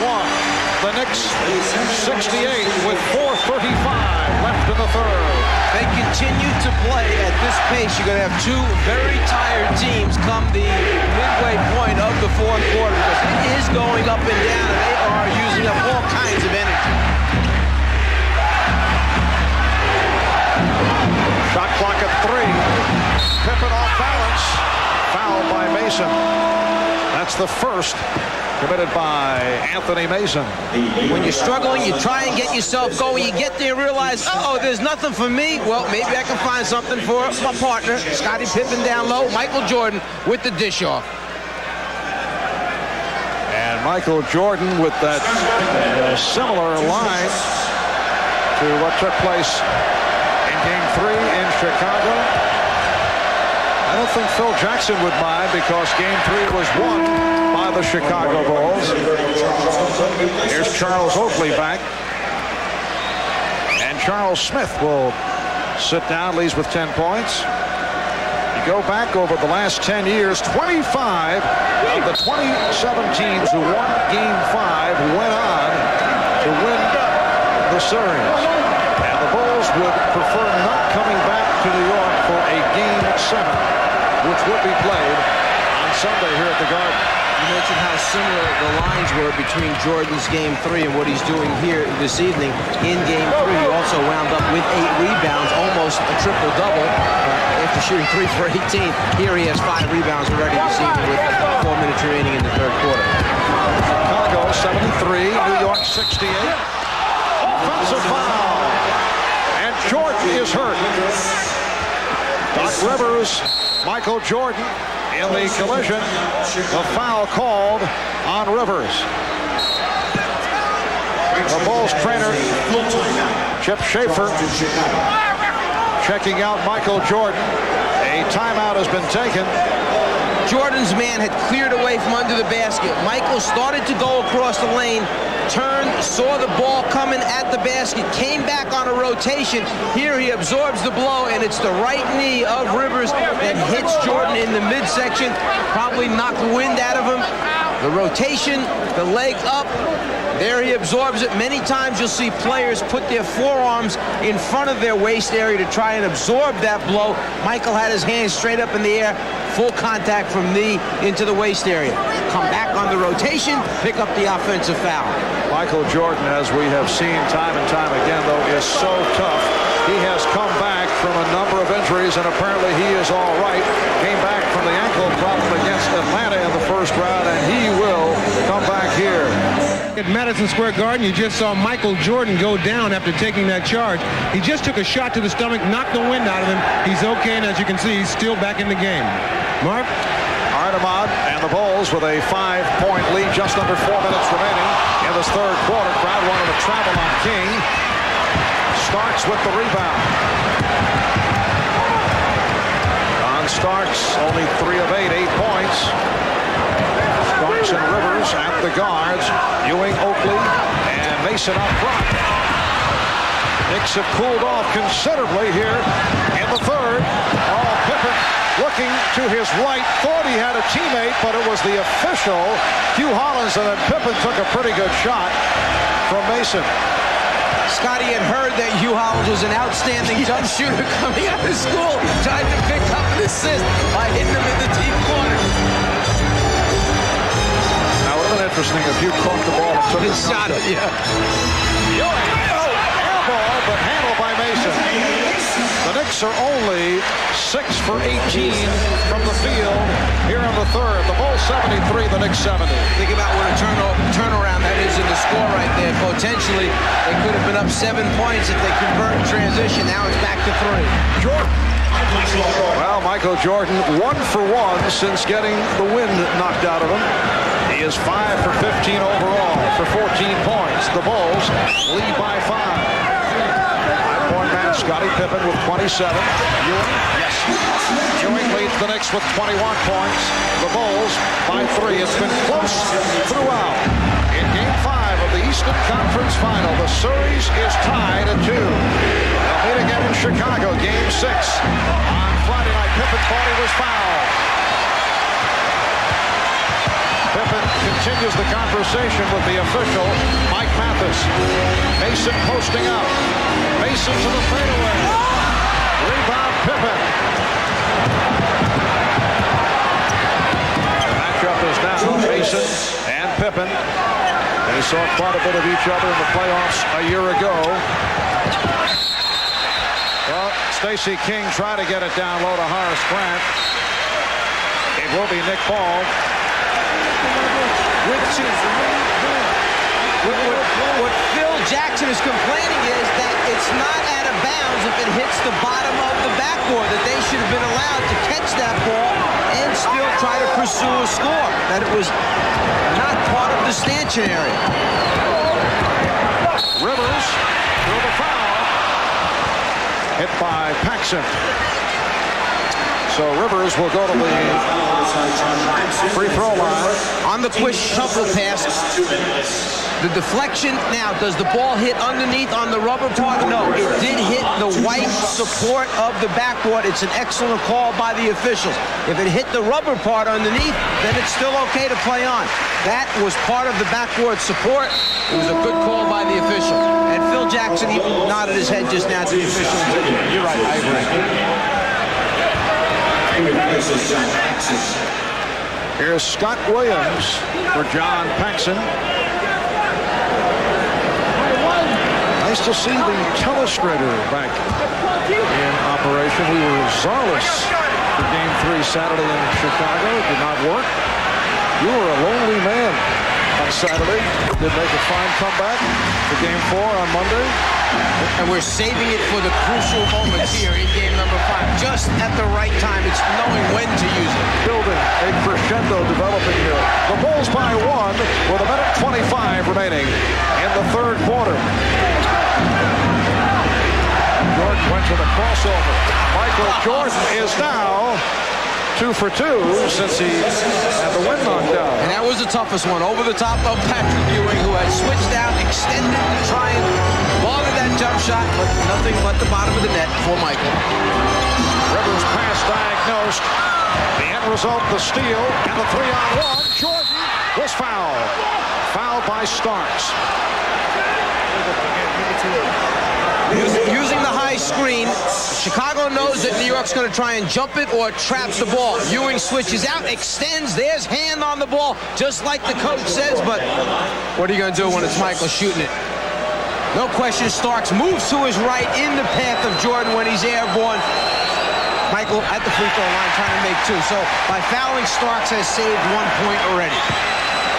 Michael Jordan now 4 out of 5 from the line. He was 16 for 17 at the foul line. Game 3, 12 or 14 in game 4. Chicago with a 78-74 lead. Just under 1 minute remaining. Third quarter.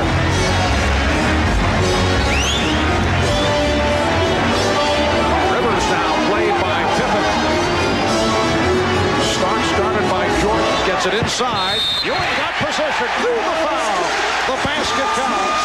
The foul committed by Stacey King.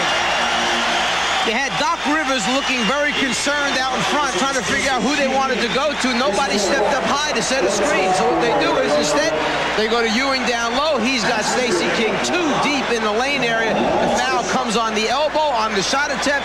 And if you're going to foul, you better foul a little bit harder than that, or Ewing's going to keep putting him in the bottom of the basket. Stacey King having a difficult time, as you would expect, in keeping Ewing off the blocks. Three-point play for Patrick Ewing. He has 24. The Bulls now lead by 1. Rivers went flying, and Pippen not able to hit. Here comes Mason. Mason has Ewing. Ewing went short, and back come the Bulls. Now Jordan will slow it down with 20 seconds to go in the quarter. Just by Michael Jordan going past Patrick Ewing's head as he went in for the shot attempt, and the respect Ewing has for his jumping ability and shot blocking ability. He lost concentration, didn't extend, missed the shot. Jordan with the hesitation. Yes! Michael Jordan has given the Bulls an 80-77 lead. Final seconds of the quarter. Starks for 3 at the buzzer. So after 3, the Bulls 80 and the Knicks 77. And you can tell Michael Jordan feels a little bit better about his jump shot right now. He escapes by using the crossover, gets the defender moving one way, crosses over, gets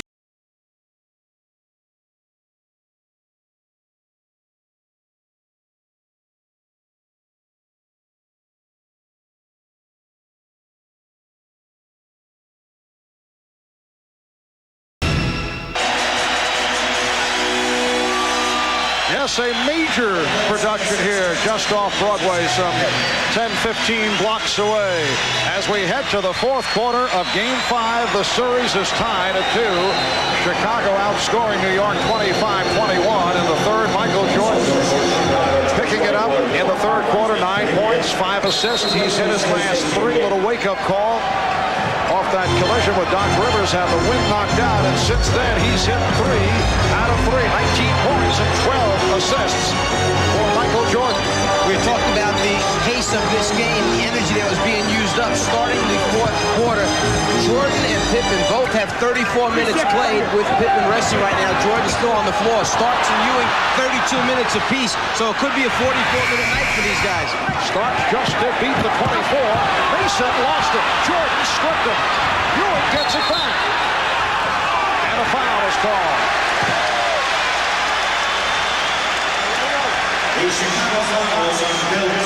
Bill Cartwright picks up his 5th. That is a huge foul call. The NBA leader in steals, Michael Jordan. Great hands down low. The swipe, loses possession of himself as he tries to get it over there to Bill, who gets a piece of, rather, a deflection by Cartwright as Ewing stuck his hand in, and then the foul sends Ewing to the ground. And Cartwright is taken out. Rivers working against Paxson. John Starks has missed his last 5 shots. He's 3 for 10. Very tough defense these last couple of sequences by Chicago. Shot clock at 5. Rivers. Jordan skies for the rebound.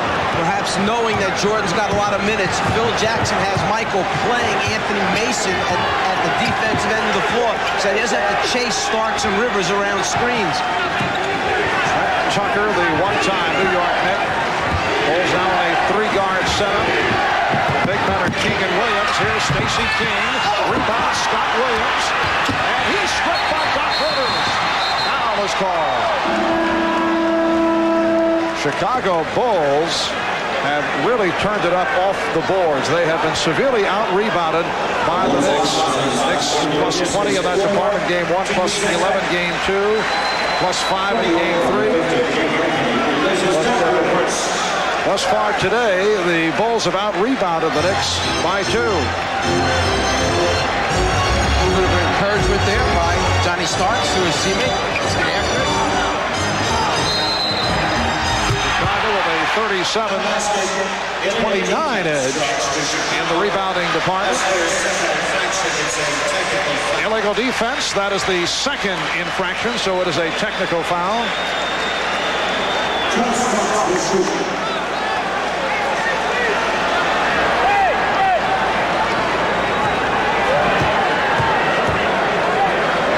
Starks will shoot the technical. That was back in game 4 that the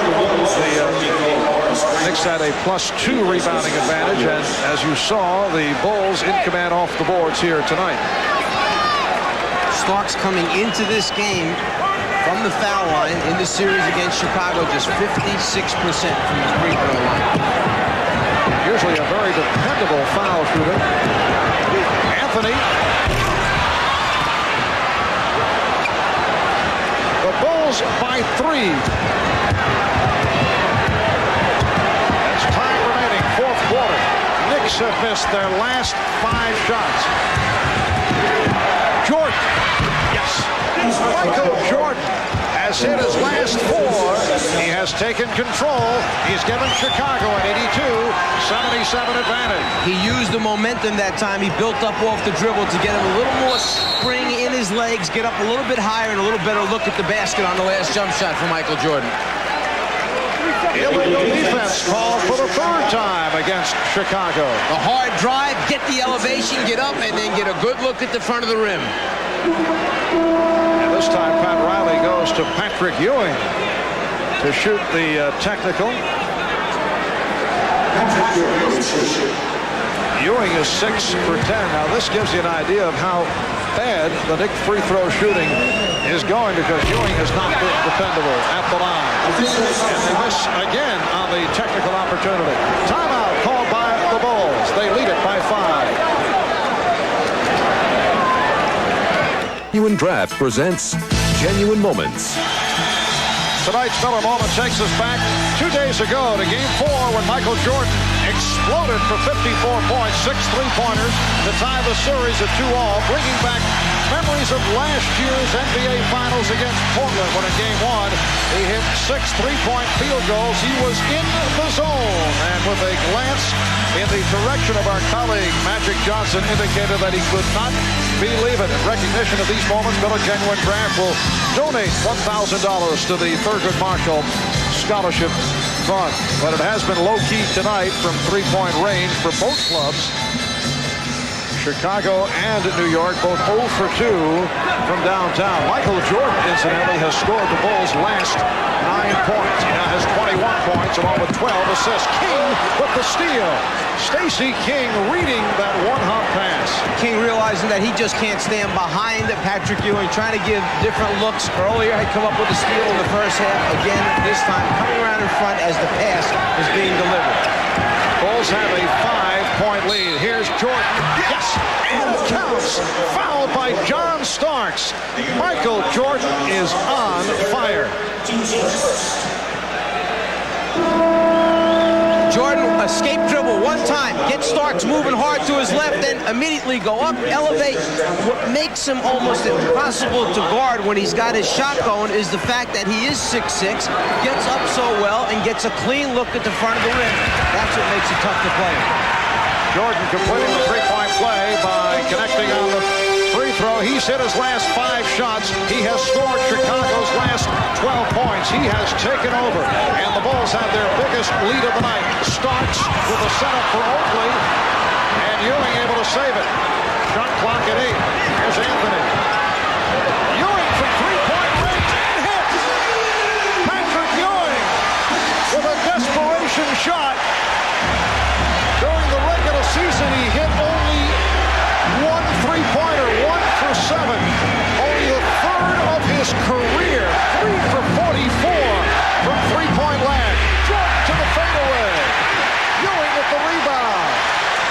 The Bulls with a 5-point lead, 8.5 remaining in the game.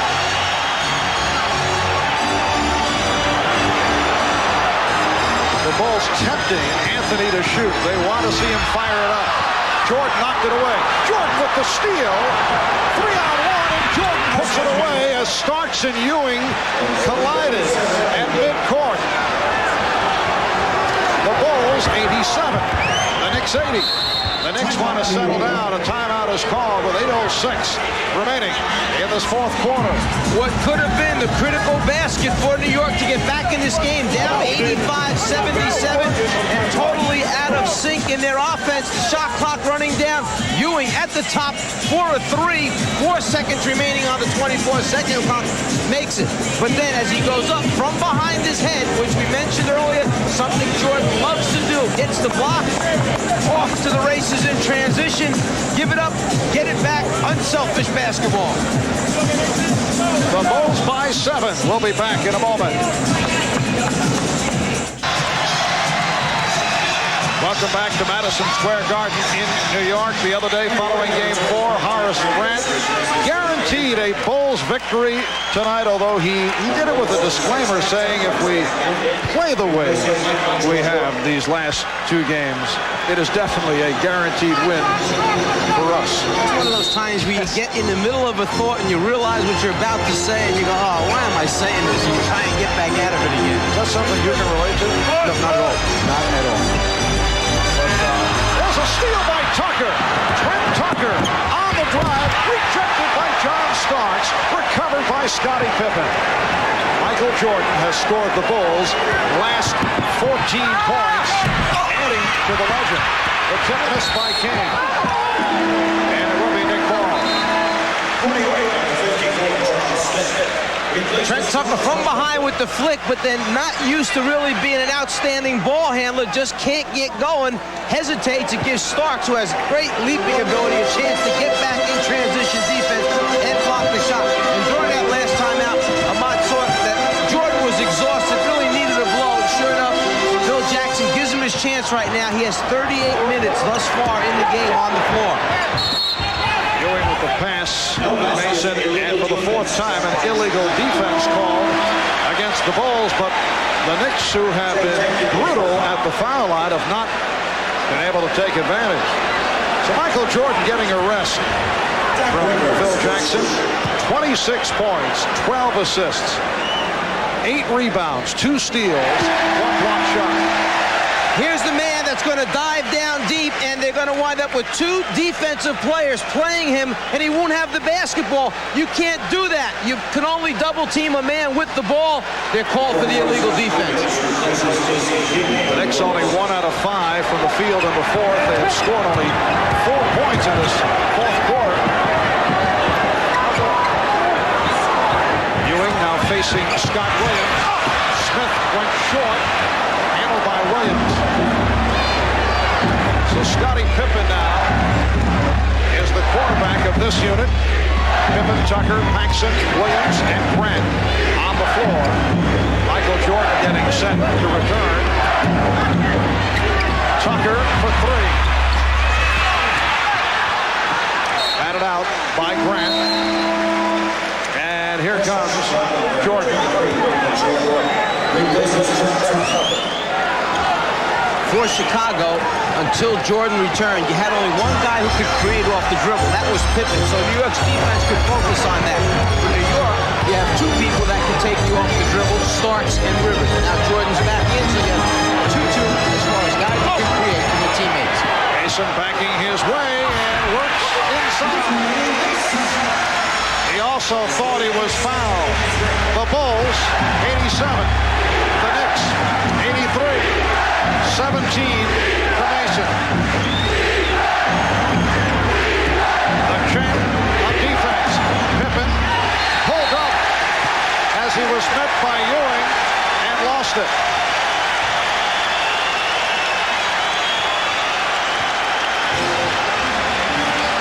Pat Riley now goes with Rivers and Starks at the guards. Ewing, Smith, Mason up front. 6 minutes remaining of the game. Ewing. And rebounded by Grant.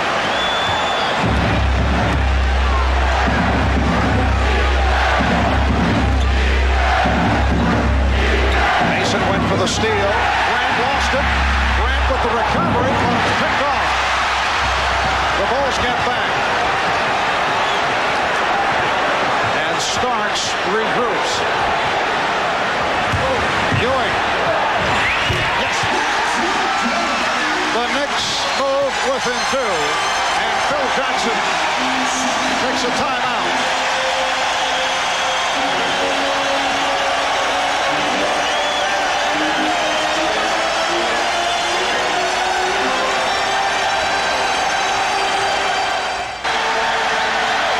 This capacity crowd reacting to the Knicks moving within 2. The Chicago Bulls, led by as many as 8. Our primetime NBA playoff coverage will continue. Game 6 tomorrow night, Dick Enberg, along with Magic Johnson, Steve Jones, bringing you to you 9 o'clock Eastern Time. Phoenix up 3 games to 2 over Seattle. The Knicks in Chicago resume in Chicago on Friday night with Game 6. 7, if necessary, Saturday or Sunday. Oh, Spike Lee into it. But Michael Jordan has been the story once again. We've gone 10 minutes and 51 seconds since someone other than Jordan scored for the Bulls. He has scored the last 14 Chicago points. He has 26 in all. The Bulls with a 2-point lead. I wouldn't be surprised if Phil Jackson said to Michael Jordan in that timeout, try to get somebody else involved. We need some other people to be able to get baskets for us. Jordan has not had an assist since we mentioned he got his 12th one quite a while ago. The Bulls have missed their last 6 shots. The Knicks with a 5-0 run. Shot clock at 7. Ewing again from deep. Yes! And it counts!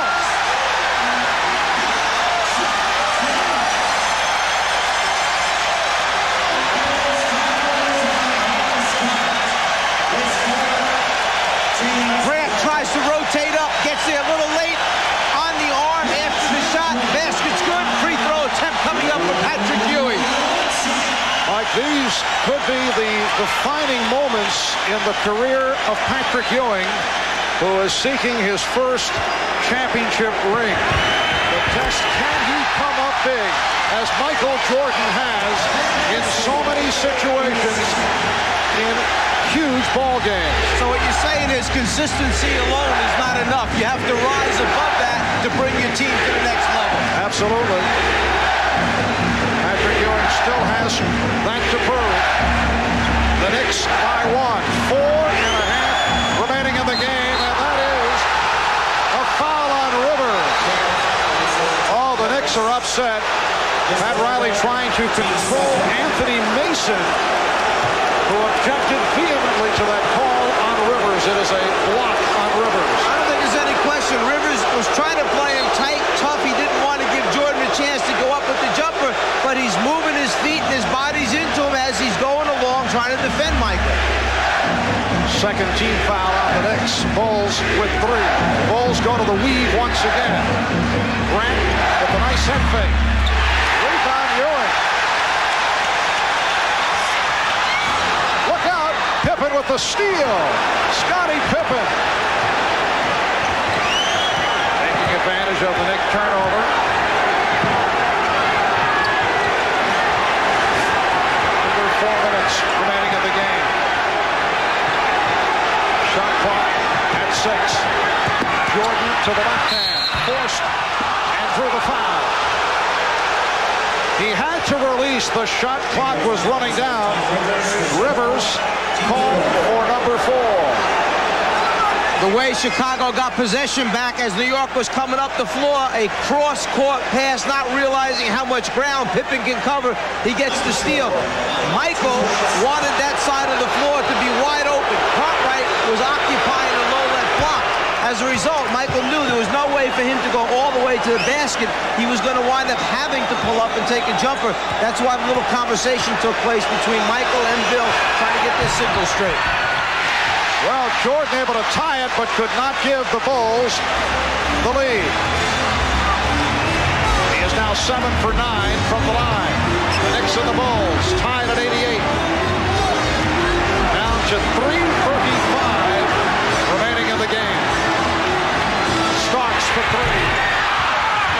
guarded by Grant.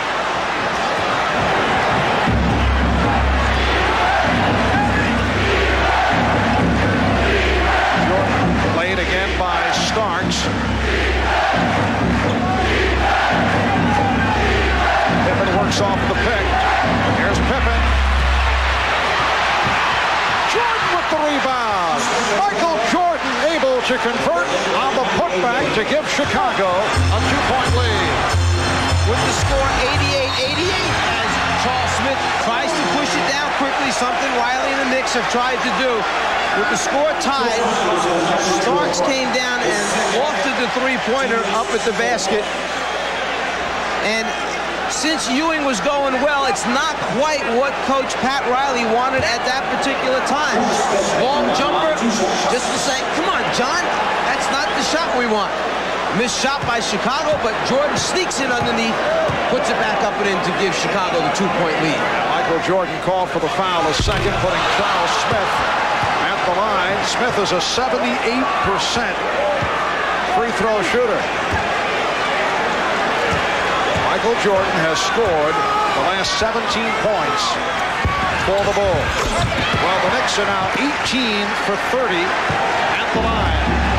The Bulls by 1 with just under 3 minutes remaining in the fourth. Now Rivers guarding Jordan and is called for a reach-in. That is number 5, committed by Doc Rivers, and both teams now have 4 team fouls. Here's what Michael Jordan wanted. While action is taking place here on an up screen, the whole side of the floor is cleared for Jordan to get in isolation. The stuff outside is just make-believe. Give Michael a chance to go one-on-one. Non-shooting foul.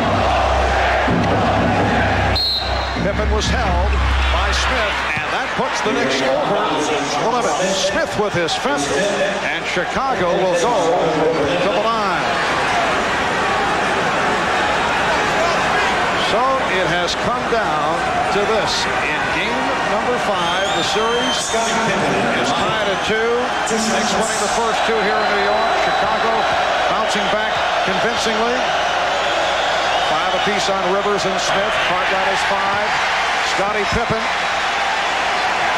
is now 3 of 6 from the line. He is only a 66% free throw shooter. Neither club distinguishing itself at the free throw line. 1 of 2 for Pippen, and the Bulls now lead 91-89. So finally, someone else in a Chicago uniform has put a point on the board. They went 14 minutes since someone other than Michael Jordan had scored. And the last ball to score was Pippen. Ewing dishes out to Rivers, tries the 3.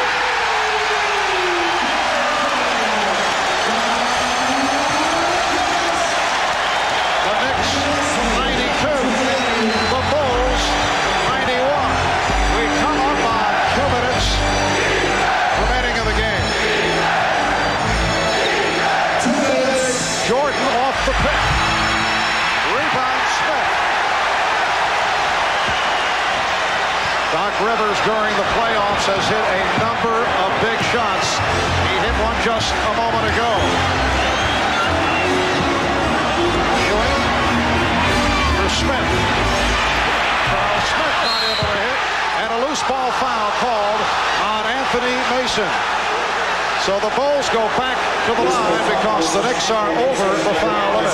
Now, we said a moment ago that Pat Riley wasn't real happy with the Starks three-point attempt. This one, a different situation on a kick-out pass from the big man with the shot clock running down. Seems to make the coach a little bit happier. Horace Grant, only a 62% free throw shooter. Chicago, 15 of 21 from the line, and Horace making his first appearance at the free throw line. Well, a clutch free throw by Horace Grant has tied the game at 92. A minute and 37 remaining in the fourth quarter.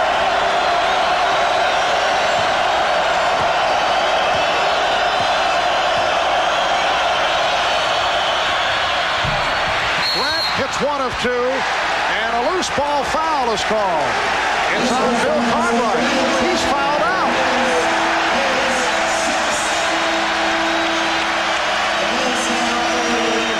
That is a big loss for the Bulls because Cartwright, the most effective out of the Chicago roster in keeping Patrick Ewing off the blocks. Looked like Bill was going to come up with the missed free throw himself. He comes across the lane, gets a hand on it, but then it's his body momentum. He had a big 7-footer like on the move. Stark sneaks underneath him. Body hits body, the foul is called. Phil Jackson taking his time, making a decision on the substitution, and has decided to go with Stacey King. Stacey goes about 6'10", 6'11". So he'll be matched with Patrick Ewing, who is 7 for 12 from the line. 32 points for Ewing. Hit some critical shots down the stretch. And hits the free throw to give the Knicks a 1-point lead. A reminder tonight, following your late local news, don't miss the Tonight Show with Jay Leno, late night with David Letterman, and then later with Bob Costas, all tonight, right here on NBC.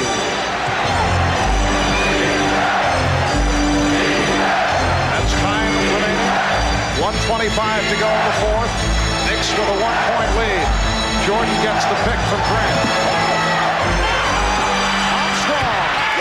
A three-pointer for B.J. Armstrong, and he's given Chicago a 95-93 lead. So just when you think the man is going to try and take over by himself and win it, no, he brings two defenders, leaves the best three-point shooter in the league wide open, and B.J. Armstrong produces. For the Bulls, their first three-pointer of the game. The Bulls with a 2-point lead by virtue of that B.J. Armstrong three-pointer from the left-hand corner. That's the timeout situation. Bulls have 3 full out of 20. The Knicks with 2 timeouts left with a minute and 16 to go. Phil Jackson feeling that Scott Williams plays Ewing a little bit better than Stacey King. Has Williams in there. General idea is they're going to go to Ewing down low, try and get something. Here's Rivers for 3. Could not hold on. Hit him in the chest, and it will be Chicago ball. Maintain your composure right now. Understand there's plenty of time left in the game. Get a stop defensively before you get the ball back. On the errant three-point attempt, it just slips off Ewing's hands. Ball hits out of bounds. Eddie Rush says ball to Chicago. See if they get it back to Michael to create for someone else coming to the middle. Jordan played by Rivers. Pitched out to Armstrong from the other corner. His three-pointer in and out. And a foul is called on Chicago. Three-point attempt by B.J. Armstrong. Would not drop. Scottie Pippen called for the foul. So both the Knicks and the Bulls are over the limit. And with 52 and 8/10 seconds to go in this fourth quarter, Charles Smith back to the line. He's 3 of 4 from the line. Time and score, the most important thing, and you don't want to commit fouls and give the opponents a chance to either take the lead or tie up the basketball game. Sometimes there's a point where you don't want to be too aggressive. That was one of those times. You don't have inside position, concede the rebound, let it go. Well, Charles Smith way off on that first attempt, and the Knicks self-destructing at the foul line. 19 for 34 at the line. Resume. Charles Smith will go back to the line. He missed his first of 2. 52 and 8/10 seconds remaining in this fourth quarter, in Chicago with a 2-point lead here at Madison Square Garden in New York. The timeout rundown. Both teams are over the foul limit.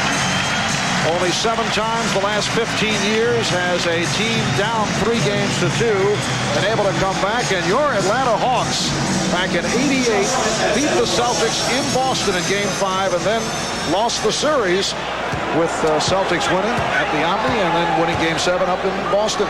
Team lost the first 2, went home 1-2, right back to the Boston Garden.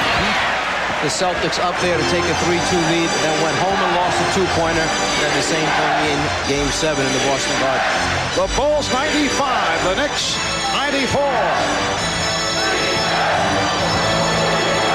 Shot clock at 10.